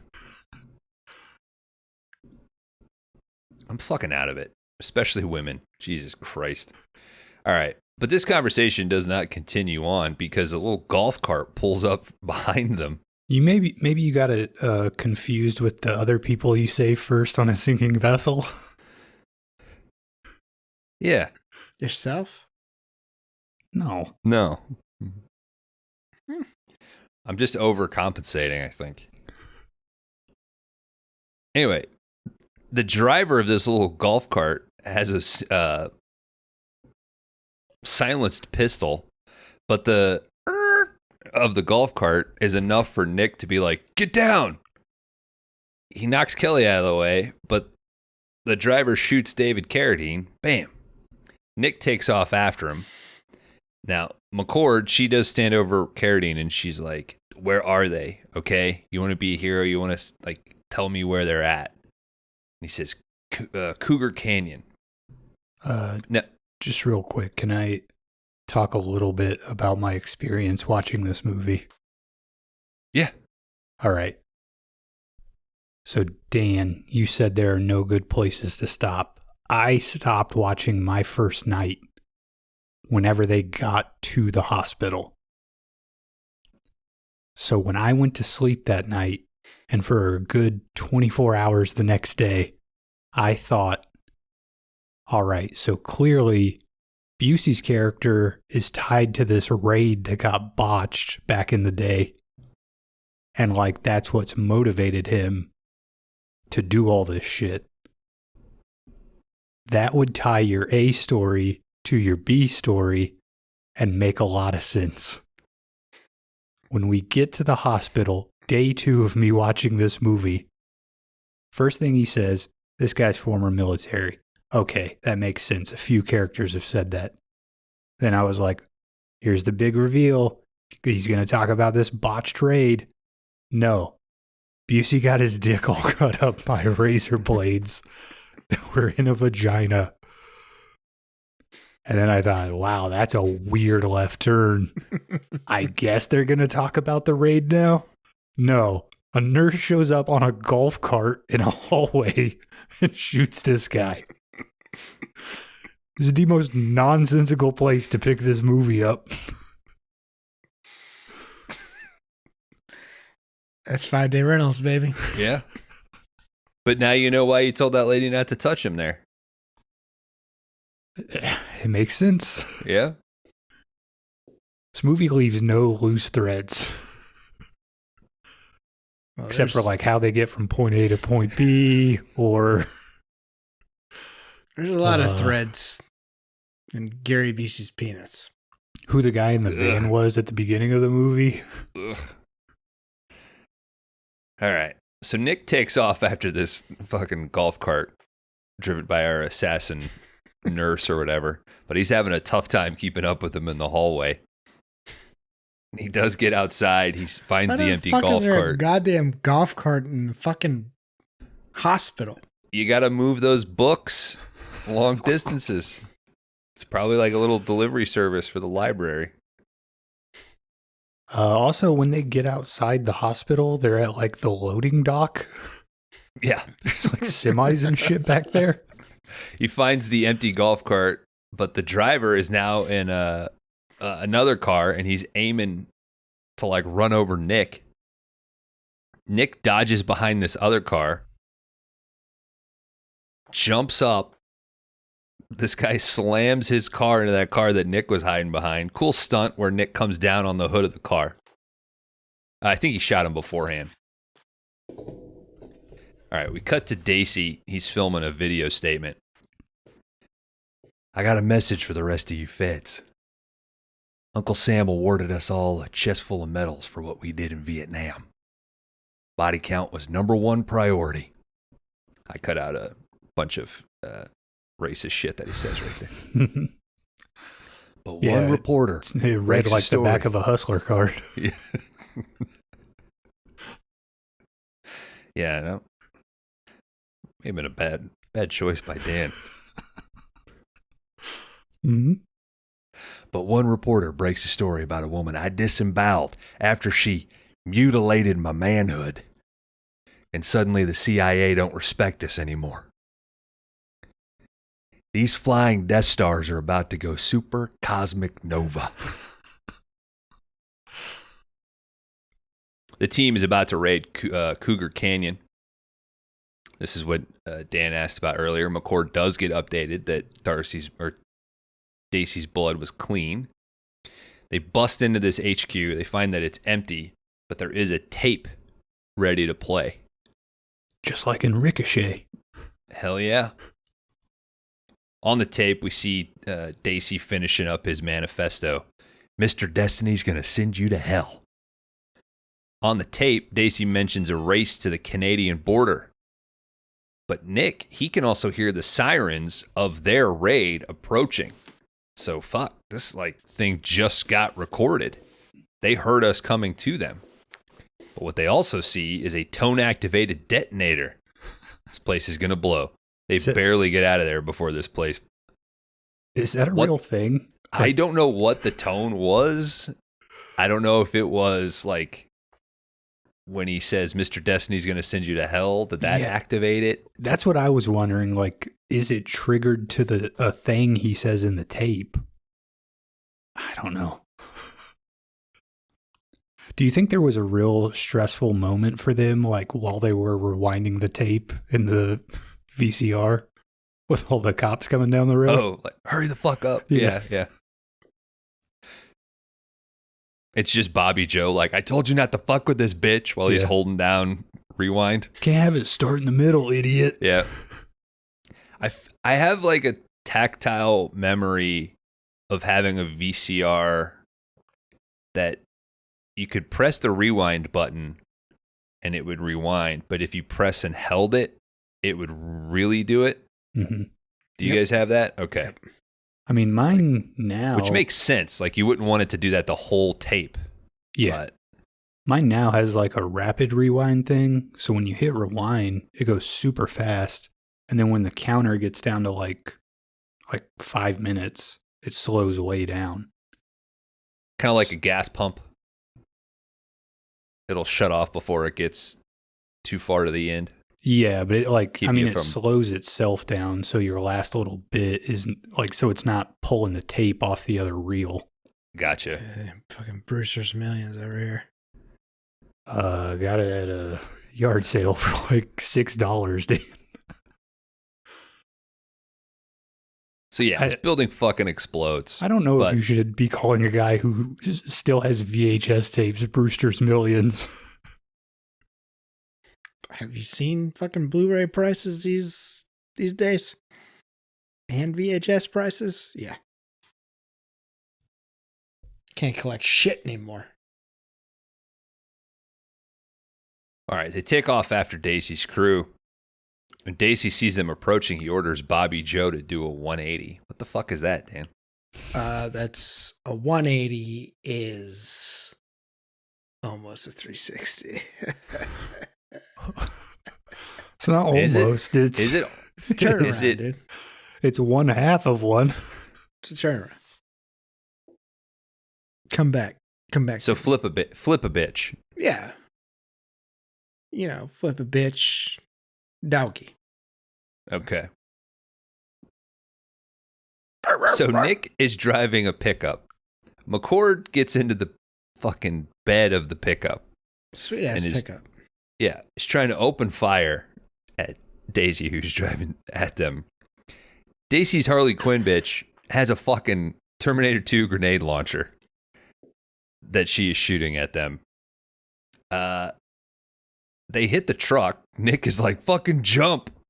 And it's probably like the worst action editing of the movie. Because it's probably like, yeah, they couldn't get something right or they lost something, but they just cut to them out of the truck and the truck just sort of rolling and blowing up. Yeah, for as dangerous as the stunts were in the beginning of this movie. Yeah, this one's a little rough. Mm-hmm. Yeah, all the money went up front. Taggart and his lackeys, they show up. They arrest him. Cut to a diner where our duo are cuffed. They're smoking. Nick tells Kelly to roll over on him. All right, you'll be able to continue on. He's old anyway. She's needed. I want you to live long and prosper. Shit like that, okay? And he tells her, you know what? You helped me find some goddamn integrity. Taggart comes in. He starts bossing orders about heading to the Canadian border. He wants to set up a joint task force. Nick is like, dude, you're fucking playing into him. All right? He's not going to the Canadian border. He's doing some shit here. He's just trying to get you out of there. Taggart threatens to gag him. Nick tells Glenn. I'll fucking gag you, dude. He tells Glenn to check the phone records of the other people's in Dacey's crew. He says, again, that they're going to attack somewhere near. Now, McCord and Nick, they get hauled away by Taggart, and they're in the back of this van. Hold on. Okay. There is an old man in this restaurant that is like very upset that all this is going on. He is just like so upset that these people are just like ruining his meal. So happy that when they leave. He's probably there for the early bird senior special. I was like, did they tell them they were filming here or no? Oh, you think it was like a real guy? It looked like it. He's a fucking good actor. I'll tell you that much.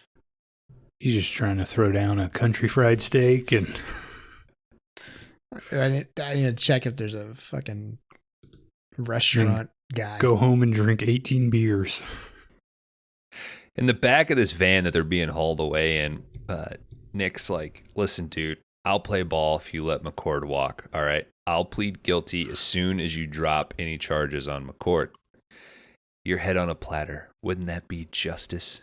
Taggart says. Now, McCord, she starts playing this up, man, hamming it up fucking hardcore. Please, sir. She starts begging. She gets down on her knees. She gets her fucking head into Taggart's lap. He's kind of getting uncomfortable for a second. But she comes up with Taggart's gun, knocks him out. The guy driving the van's like, whoa, fuck, don't shoot, I'll pull over. We cut to a PC print ink. Like, I'm guessing it's because they can't go to the fucking sheriff's office, right? They're on the run from the feds now. Yeah. And the sheriff's there with our duo. They've got the phone records of Dacey's crew. And McCord at the like little fucking internet lounge is able to hack in. All right. She starts going on about Dacey being, he's going to be seeking justice for those that committed treason against him. And inside, I think she gets into like the NSA database. She's like, great, they didn't change our fucking codes yet. Type it up. Great fucking mid-90s basic web browsing that never existed. It looks like garbage. Yeah. I mean, it's like there's like a big button on the side that says secret files that she clicks on. Yeah. And they start spitballing. They're like, it's got to involve like fucking shot callers, generals, politicians. Maybe there's some meeting or something big, something soon. And she finds this thing called the Bountiful Society. And it's a retreat each year for the leaders of the 21st century. And why the NSA has a list of this, like, she just like double clicks on it and gets a whole list. Secretary of Defense, Joint Chiefs, Speaker of the House, head of the VA. God damn it. You guys could never make it at the Bountiful Society. Oh, no way. I might be there. Might be a fucking member. Now, Glenn points out that there'll be some security, but Nick points out that it won't be enough. No way. Yeah, no way they're preventing 8 rednecks from getting in there. Uh-oh. They finally get kicked out of the NSA database. Glenn tries to call the Bountiful Society, but the lines are down. Nick's like, it's going down now, man. I need you. And Glenn's like, listen, dude, I can't throw my fucking career away, too. But McCord says, just consider this like civic duty. And he's like, all right, citizen's arrest angle, huh? You mean like private justice? Sounds like another movie we covered last week. And he's like, fuck it. All right, me and my boys will take the day off. Yeah, they go outside and the Reverend runs out and tries to stop everybody. Yep. Don't try to find me. They killed my boy. I tore him to pieces. My penis got ripped apart. All right, we cut to them getting ready for their assault. They are outside this gas station. McCord goes to use the ladies' room, and Nick follows her in. You guys waiting or just going in? I don't know. I'm assuming if it's open, that implies that there's like a stall situation. He's had so many other opportunities, dude. Yeah. I don't want to know. I don't know if I'd want to hear my female partner taking a fucking pre-raid dump, though. Like, I think maybe he's turned on by the piss and the shit, though. We don't know what this guy's all about. I mean, he's been a fucked up profiler for years, dude. Mm-hmm. You get nervous on a raid, you piss and shit. His sexual barometer is all over the fucking place. Kelly's like a little shocked to see him. Like, oh, Nick. Tell me about Ted Bundy, baby. Yeah, and he just handcuffs her to the fucking stall. She starts freaking out. I was like, hell yeah, this shit's getting interesting. Yeah. He says, you're his victim. You can't resist him getting under your skin. You're way too emotional. Get it through your thick skull. You love me. You love me, she says. Like, you're just trying to protect me. But he's too hard, though. He's like, I'm not fucking cut out for romance. He leaves her there. She doesn't have a handcuff key? As an FBI agent? She put down her guard with Travis here. Yeah, but I would guess she's carrying cuffs. Well, maybe they took her handcuff key when they handcuffed her earlier in the movie. Yeah, they're just citizens right now, Kron. They're not FBI It's agents. private justice. All these guys got handcuffs, dude. Nick tells the mechanic out front, like, hey, dude, I got a suspect in the back. Don't fucking let her out. He's like, yeah, okay. Okay. Stacy and crew, they're heading to the Bountiful Society. We see Busey checking the edge on his machete. I wonder if we'll get to see that. Spoiler alert, no. You see the aftermath of it. You see him hold it up. Yeah. Bobby Joe's driving. He's like, I'll fucking follow you to hell. You know, you're wrong about that FBI bitch, but you're wrong about every part of the plan, but I'm in.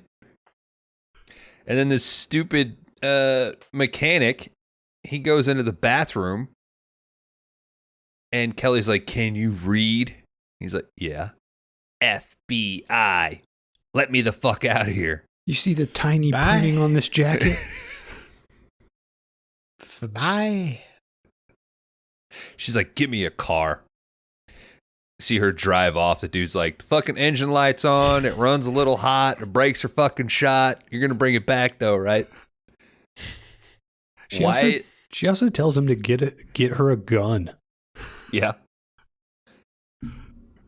This is a rural area, man. Everybody's got guns. I mean, he's probably got one in his truck, but all the same. I fucking love that they decide to give her like this shitty car, because like when they cut to her later, she's driving to the Bountiful Society. It's like all over the fucking place. She can barely keep it on the road. It's almost like she couldn't drive the actress, and then they had to reverse engineer it. Like, all right, we need to remember to go back and have the mechanic. It's the car, not bunch her. Of problems. Yeah. We cut to the Bountiful Society. We see Bobby Joe walking around with some fucking bolt cutters. He breaks into this semi-truck trailer.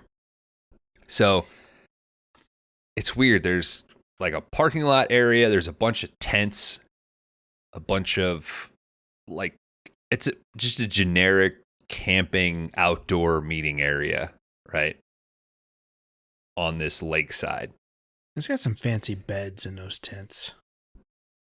Oh, for sure. So it's like kind of fancy, but you're still camping. Glamping? Is that what they call it? I guess so, yeah. The night ceremony has begun. The esteemed guests of the evening are the leaders of the Vietnam conflict, the commanding generals of the Viet Cong and the U.S. The generals stand up. They have a symbolic handshake. "May I have your attention, please?" Ha! Fucking Busey runs in with his goons. "You two armchair sons of bitches have never led anyone anywhere on any field of battle. You're just shaking hands, and suddenly all that betrayal you put those soldiers through in Vietnam is supposed to be over? I don't think so. You've got so much to learn." He pulls out a head, throws it. "Let this be your first lesson." Whose head was that? No idea. Who knows? Like the gate attendant or something? I mean... The goons open fire. The old politicians and generals, they scatter in panic.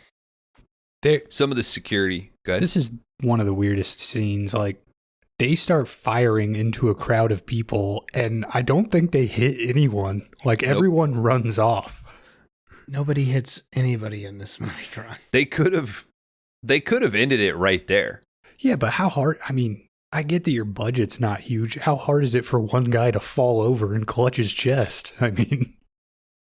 I'm with you, Kron. You could have had, like, the first bench hold their chest and fall backwards or something, you know, to make it seem like they killed 5 guys. Yeah, somebody. Right. Now, some of the security shows up. They fight back, but, you know, Dacey's team just outnumbers them in men and firepower. The victims are trying to flee in their vehicles, but a bunch of them are starting to get blown up. Now, feds, they finally show up. They start engaging.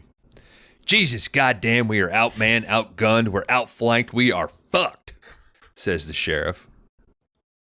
McCord finally arrives. She's, like we talked about before, she's like a mile out, barely keeping it on the fucking road when we see her before.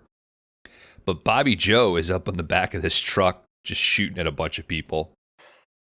When Kelly shows up, she just launches her car into Bobby Joe, takes him out, but she knocks herself out.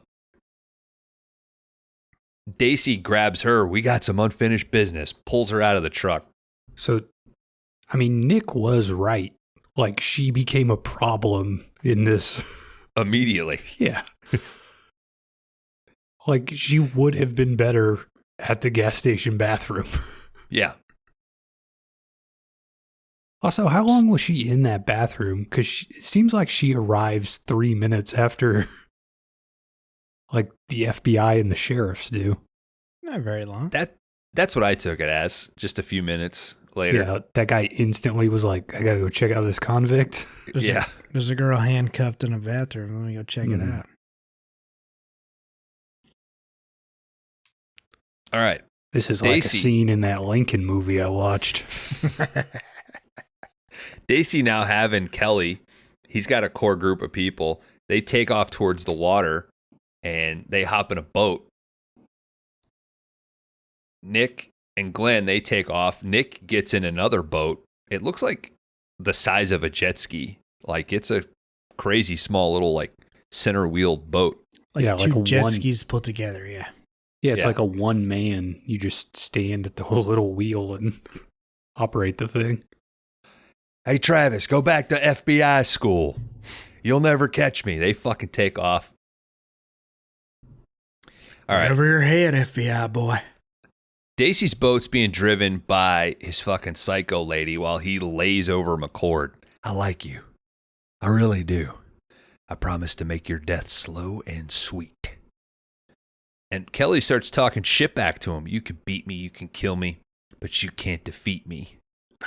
You got a good spirit, and I'm proud of you. Now, Nick continues to chase. He's shooting while he drives. A few minutes of these boats just exchanging fire. And then Daisy orders the lady to start launching her fucking grenade launcher at him. And then he's like kind of mentoring her and teaching her. It's kind of sweet. He's like, now lead him a little bit. Yeah, that's it. That's it. I think she launches like 12 fucking grenades at him. He just gets wet. Yeah, never really affects him. I mean, it's a pretty small boat to try to hit, so yeah, it's pretty nimble. Mm-hmm.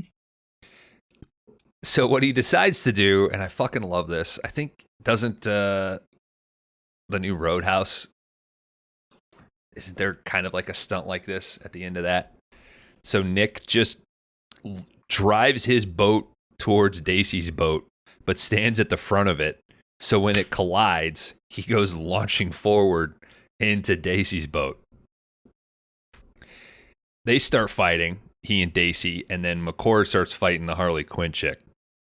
You're in over your head, little FBI boy. Nick kicks Daisy into his own boat, which is now on fire. McCord, she chokes out her opponent, throws her overboard, but the lady does get like a Jason jump scare. Like comes out of the water, but she hits her with an oar. It's pretty funny. Nick tells McCord that they need to get out of there when Daisy stands up, screaming, completely on fire. It's not over yet.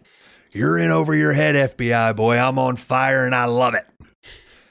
Yeah, I think he's got a fucking anchor that he's swinging. He's charging at him. What a hill. He yells like, it's not over. I'm on fire now. And I love it. I want you and all your kind. McCord gets in the water. Now, before Nick jumps back, he shoots a spear gun into a gas tank. It starts leaking fuel all over this boat. He jumps in the water. Daisy walks through that, ignites. Massive fucking explosion that we see multiple times. It's incredible. From every angle and then back to the first angle just for good measure. They launch this fucking stuntman who is completely on fire 100 yards through the air. It's so good. Nick and Kelly, they swim to shore. Is it over yet? Fuck no. Don't forget about Taggart. His lame ass shows up. Thanks for the smoke signals. Was he at the whatever this convention was? I guess he turned around. Yeah. Nick offers to throw Taggart some credit. All right. He's like, why don't you drop our charges? We'll throw you some credit, make you look good. All right. Taggart refuses. He's like, what do you want? You on the street, dead. Taggart pulls a gun on Nick. He blames Nick for him never being the head of the bureau thanks to that whole militia dog thing. Nick grabs the gun and kicks Taggart over, but he can't just shoot him in cold blood. He does fire at him, like next to his head, you know. Kelly yells at him, but his resistance or reluctant, that allows Taggart to get the drop. He gets the gun. He pulls Nick over. He's on the ground. Taggart walks over to McCord. You get to see something that you love destroyed right in front of your face. But our fucking badass Glenn shows up. He shoots Taggart. Thank God. Saves the day. Never liked that. Pretty good shot, huh? Never did like that sneaky son of a bitch. Nick's like, I owe you, Glenn. Oh, I owe you so much. Let's not get all mushed up over it, Nick. He calls in his boys. Come on down here, boys. Bag up this trash. We ain't litter bugs. Wow, It's my favorite line of the movie. It's like a dead FBI higher up. Like, Trash. at this point, just kick him into the water, though. And like, I don't know. He must have got caught in the firefight, you know? I'll figure it out. Oops.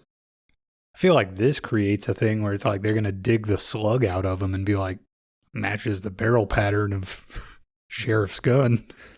Sheriff here's Brandon Smith making his second appearance on 5 Day Rentals. First one, Dark Angel.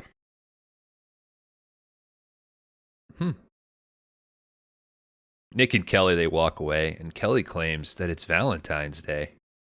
Nick's like, no, Valentine's Day is in February. She says, not for us.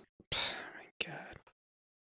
They smooch. We drive off. We got some informational things. The 14 federal indictments filed against special agents Nick Travis and Kelly McCord by Supervisor John Taggart were subsequently dismissed. Agents Travis and McCord received commendations of valor and were reassigned to Quantico, Virginia. They are now instructors at the FBI Academy teaching classes in criminal psychology. John Taggart and Art Dacey are now 2-day courses in their curriculum. Agents Travis and McCord are expecting a child due sometime in February. Sheriff Glenn was reelected and earned himself a free ice cream for life from the local Dairy Queen. Tom Madden, the mechanic who let McCord free from the restroom, now owns a car dealership called FBI Motors. The Salt Lake City VA changed their policy and removed all golf carts from the psychiatric ward. Thank Christ, dude.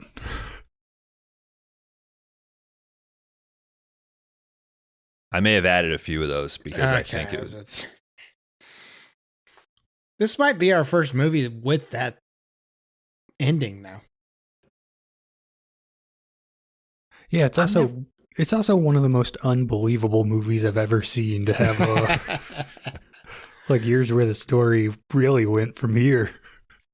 You need to know more? That's right. What an unbelievable tale. The Rage 1997. Dan. Gentlemen, this was released June 16th of 1998 in the United States of America. Direct to video. No.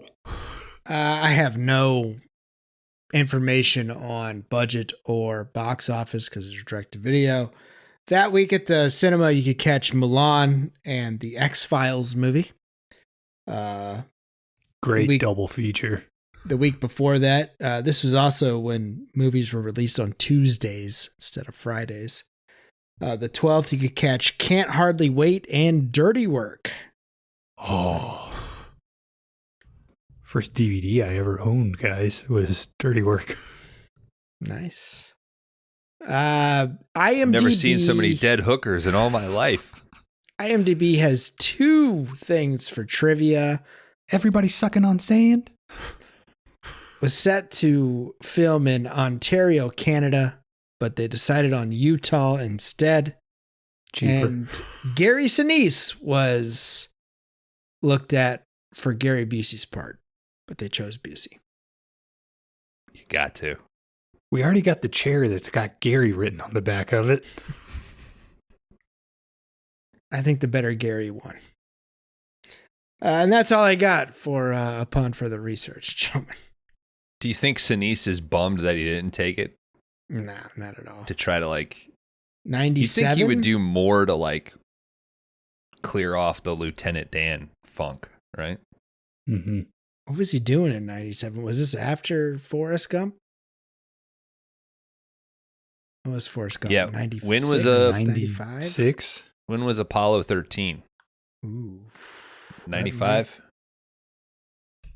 Fuck. Yeah, he passed this right up, dude. He was like, yeah, no. After Gump. Probably got Busey for cheaper. Forrest Gump was 94. Okay. And when was Apollo 13?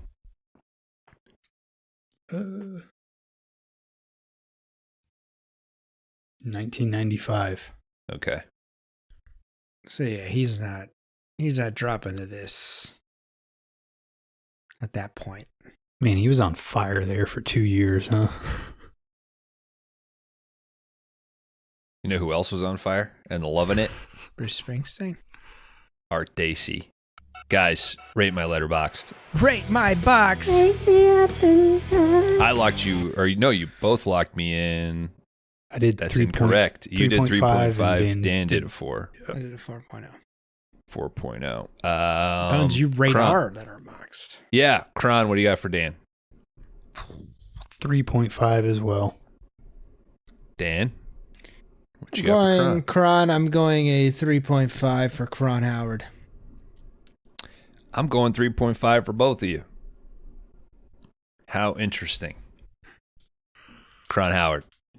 All right, guys, this movie is impossibly dumb in a way. Like, there's so much weird stuff that happens in it that it truly is an unbelievable plot. I've never seen anything like this.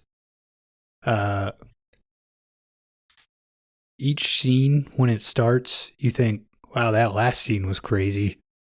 And then somehow the scene that you're currently watching becomes even crazier than the one you just saw.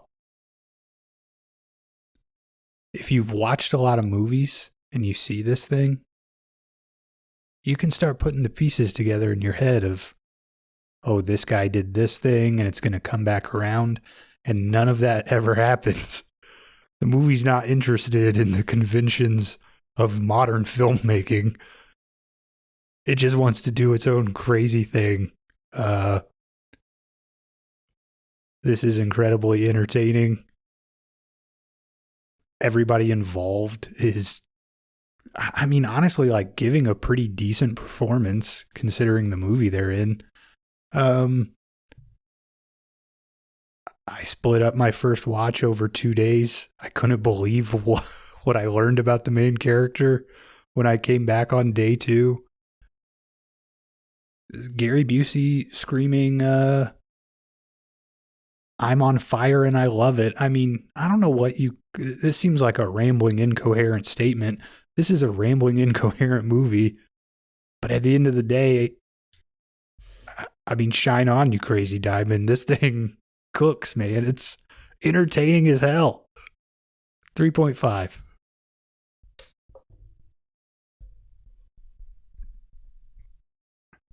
At the beginning of this episode, I gave Bones a chef's kiss of this is one of the ultimate 5-day rental movies. I'm so glad it was discovered. I'm so glad I got to watch it.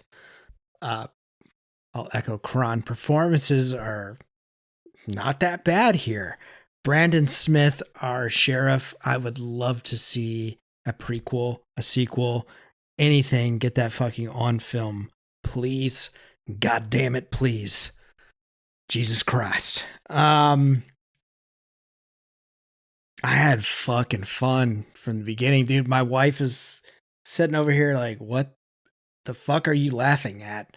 Because from the moment it started, I had to finish it.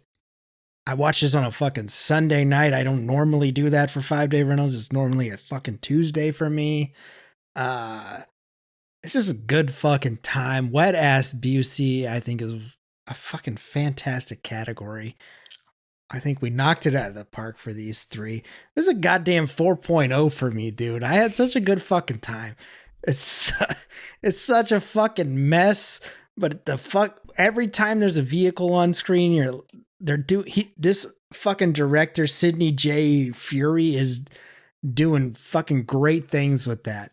He could be a category in his own if you start looking at his fucking shit. And hopefully that comes back up eventually. But yeah, man, 4.0, I had a fucking blast with this shit, man. 5DR to a T. Like, don't fucking listen to this episode until you watch the fucking movie. Like, check it out before you listen to the episode. It's fucking fun, dude. Good pick, Bones. Guys, it's really tough to think of the negatives on this after your first watch. I think you're really amped. I do think that this dropped a little bit for me on the second watch, which is a little bit of a bummer. And then when I was I had a certain number, but I just couldn't feel like comfortable with myself until I watched it again. So I watched this a third time. The stereotypes in this movie are really what stood out. Everything is amped to 11. The fucking bad FBI boss who's on your case, the FBI profile. Lorenzo Lamas, I don't know if he's good or bad. He is delivering his lines with such intensity. Every sentence has 20 years of emotional backing on it. The sheriff being amped up, wonderful cussing, the beautiful, excuse my language, but the love that he has for Nick and the appreciation oozes. I think that the script is not doing a bunch of favors to the actress who plays Kelly McCord. Everything is amped to 11. Unfortunately, I think as much as I love that it's only like 90 minutes, I could see where somebody, if you're not really into the craziness of it, that it's not rolled out in such a way that's very forgiving. I said earlier that this thing definitely rewards you, but I could see somebody kind of losing the thread really early on. It's not a ton of Busey.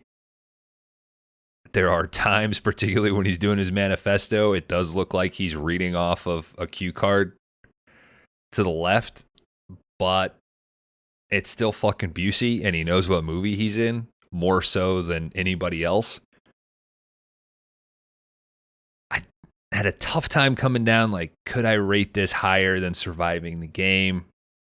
While I think this is funnier, I got to come down at a 3.5. So it's real strong. It, like Kron says, it cooks. Dan, I'm so glad that you had a fun time. This is probably up there with like Livewire and Shakedown, as these are prime Bones picks that I will tell people in my personal life, you've got to check this out if you've not ever seen this. I was thinking a lot about the generic movie reviewer, like taglines, you know, the things that they'll throw out, like, you know, Annette Bening was a revelation. Zooey Deschanel was transcendent. Like, whenever they say like a wild ride, I think a wild ride should be saved and locked in concrete for The Rage 1997. No other movie gets to say you're a wild ride unless you're wilder than the fucking Rage. 3.5. Thank you, Kron. All right, guys. The Edge would have an average score from the three of us of 3.67. This bad boy would end up at number 42 on the big list. This would currently be right below the black spot of the podcast Pinocchio and right above Near Dark.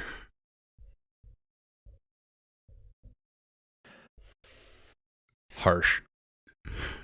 Dan, 0.5. Kron, enjoy your full point.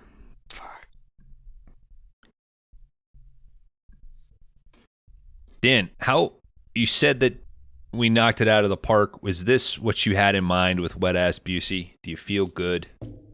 I feel this is a spectacular category. I've had a blast these last few weeks, dude. Mm-hmm. Thank you. Yes. But this is the end of a category. Oh, yeah. And there's one thing left to do. It's eat, fuck, kill. Dan, the floor is yours, unless you want one of us to go first. Gentlemen, I'm fucking surviving the game.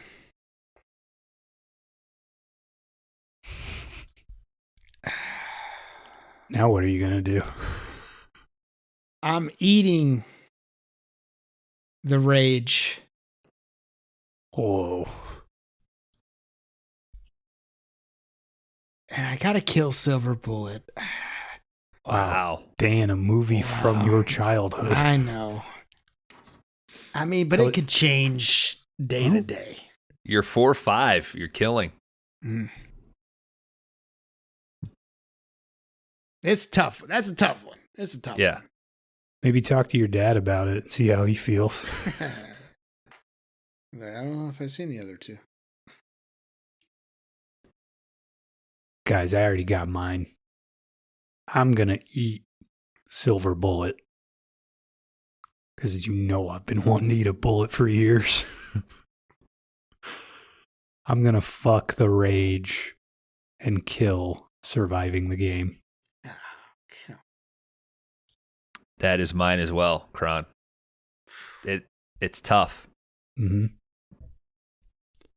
There was a part of me that was like, I think I have to keep rage and surviving the game kind of ranked the same but I'm going to edge out and fuck the rage. So, yeah, Dan, I mean, I liked surviving the game, but the rage just had so much I had never seen on a movie before. My lowest rating might have been for my own movie. Yeah.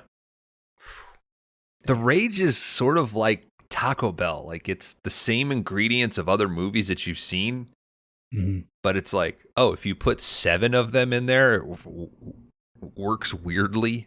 Yeah. Like, God damn.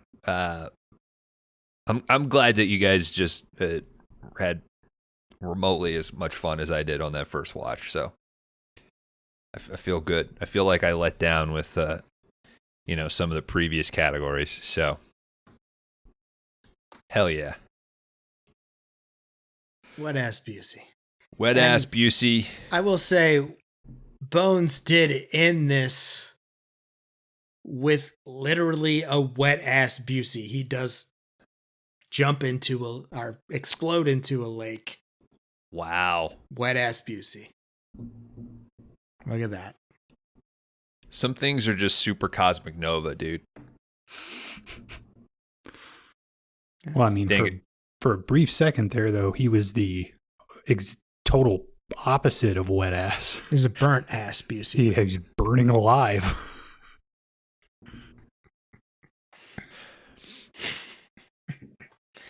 All right, folks. If you're on the socials, hit us up on Letterboxd, Threads, Instagram. If you're on Apple or Spotify, please rate, review, or subscribe to the show. It helps us bring its show to more people. But if you really want to fuck with us, there is a link to our Discord on every episode that drops every Wednesday of the 5 Day Rentals podcast. If you do have any questions, concerns, comments, Richard from North Carolina, thank you for the beautiful email you sent this week. It really perked us up. So thank you for that. Please email us at 5dayrentals@gmail.com or 5dayrentals podcast@gmail.com with any of that. But other than that, man, cigarettes are just fucking cool, right? I can smell your blood. And it smells good. That's a tone-activated detonator.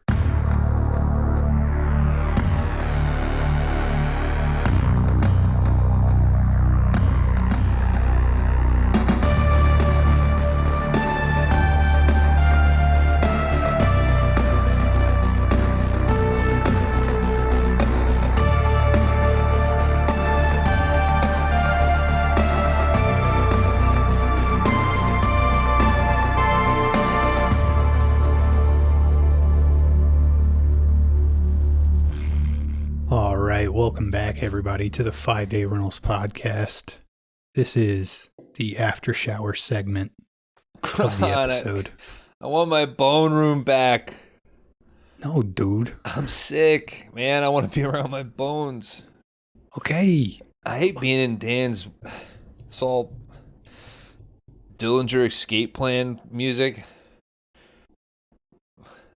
Listen, it sounds like you got a lot of chest stuff. I'm gonna move the humidifier in there. No. This one's called Gold Tooth of the Bum. It's good music, but I just can't get into it. God damn it. I want my bones. I want the rattle. It's good to breathe the piss vapor into your body, dude. It heals it. I need blood, dude. I need beef and Hey. viscera. I think there might be a little blood in that humidifier. So don't you worry, buddy. All right, guys, we just wrapped up an extremely strong category, Wet Ass Busey. Not a bad pick in the mix. Guys, this is my last category of season 2. Whoa. Now, earlier in this season, I had a category that was named Pete Kidman. And Dan, I think at the time you said something like, you named a category after Bones' character? I said, don't worry, buddy. I got one of these things. Pays honor to you as well. Now, guys, we're going even further back because in season 1, we had a category of erotic thrillers. Did we not? Well, yeah, we did. And Dan, do you remember your selection for that category? A very underrated movie by Paul Schrader, Cat People. Yes. That's absolutely correct, Dan. It was Cat People. And in honor of you, my friend, I have named this category Cat versus People. We will be watching 3 animal attack movies. Does not have to be a cat.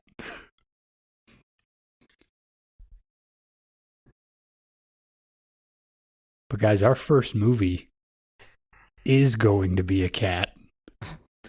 We're going to the year 1988.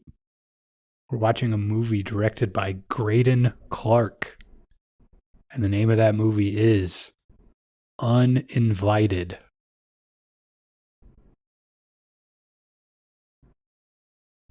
'88. 1988. This is on the Plex. I have both the theatrical and the uncut version of this movie.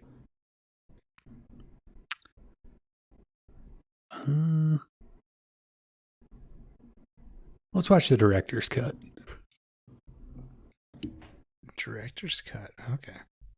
It's got boobs in it. And I think it has the better ending. All right.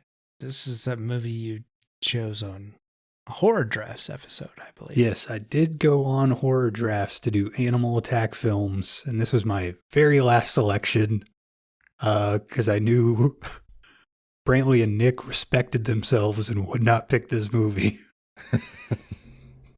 But not Kron. Guys, this is a fun one.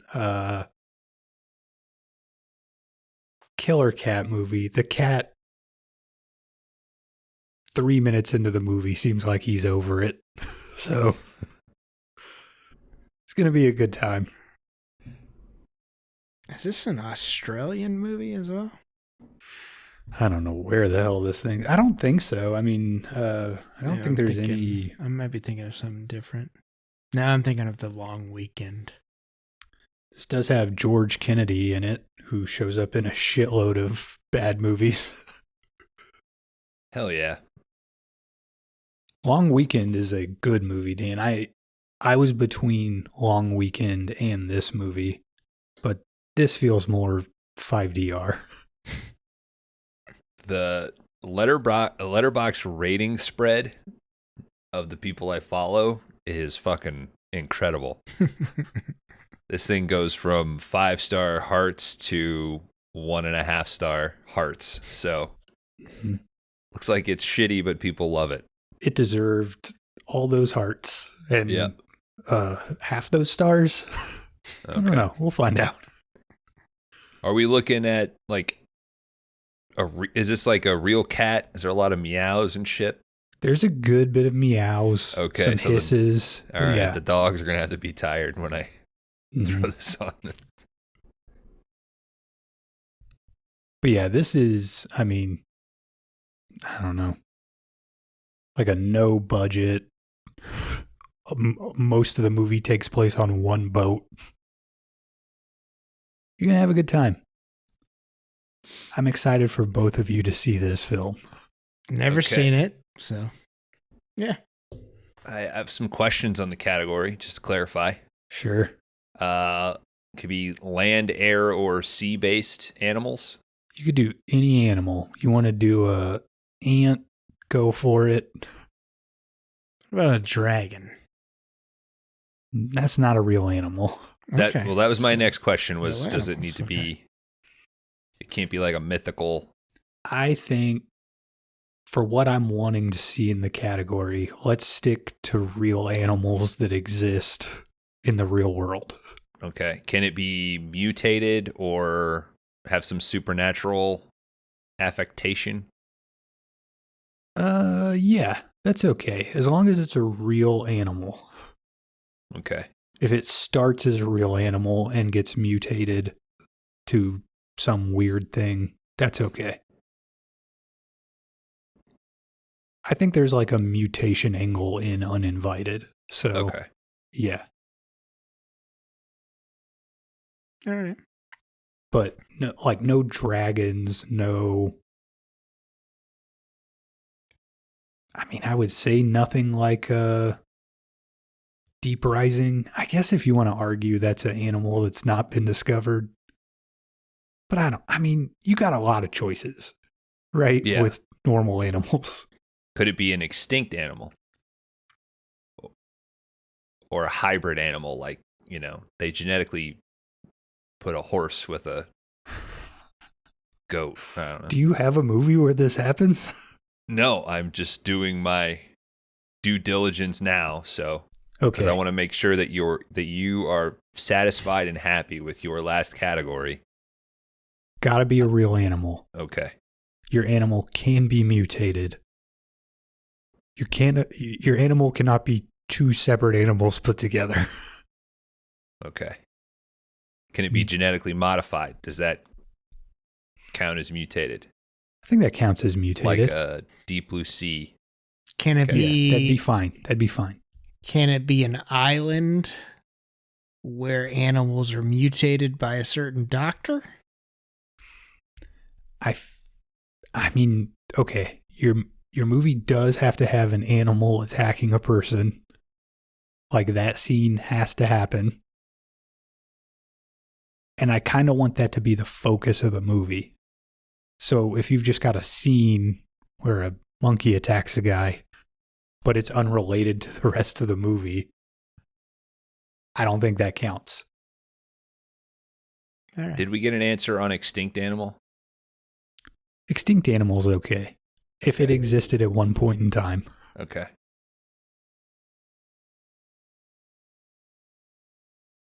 All right.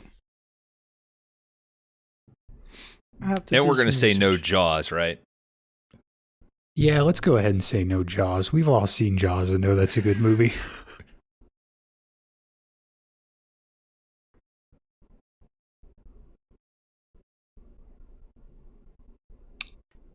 There's a lot of choices, man. Yeah. There's a lot. That's a... All right. I think this is a fun subgenre of films. They have been making these movies essentially since the, late 40s, 50s. Yeah. So you got a big time period that you can pick from. I'm excited to see what you guys select for animal attack films. But you, the listener, will find out next week when we watch Uninvited in our category, Cat versus People. Until then, crash and burn. Crash and Crash and burn. Jesus Christ, son of a bitch. God damn it.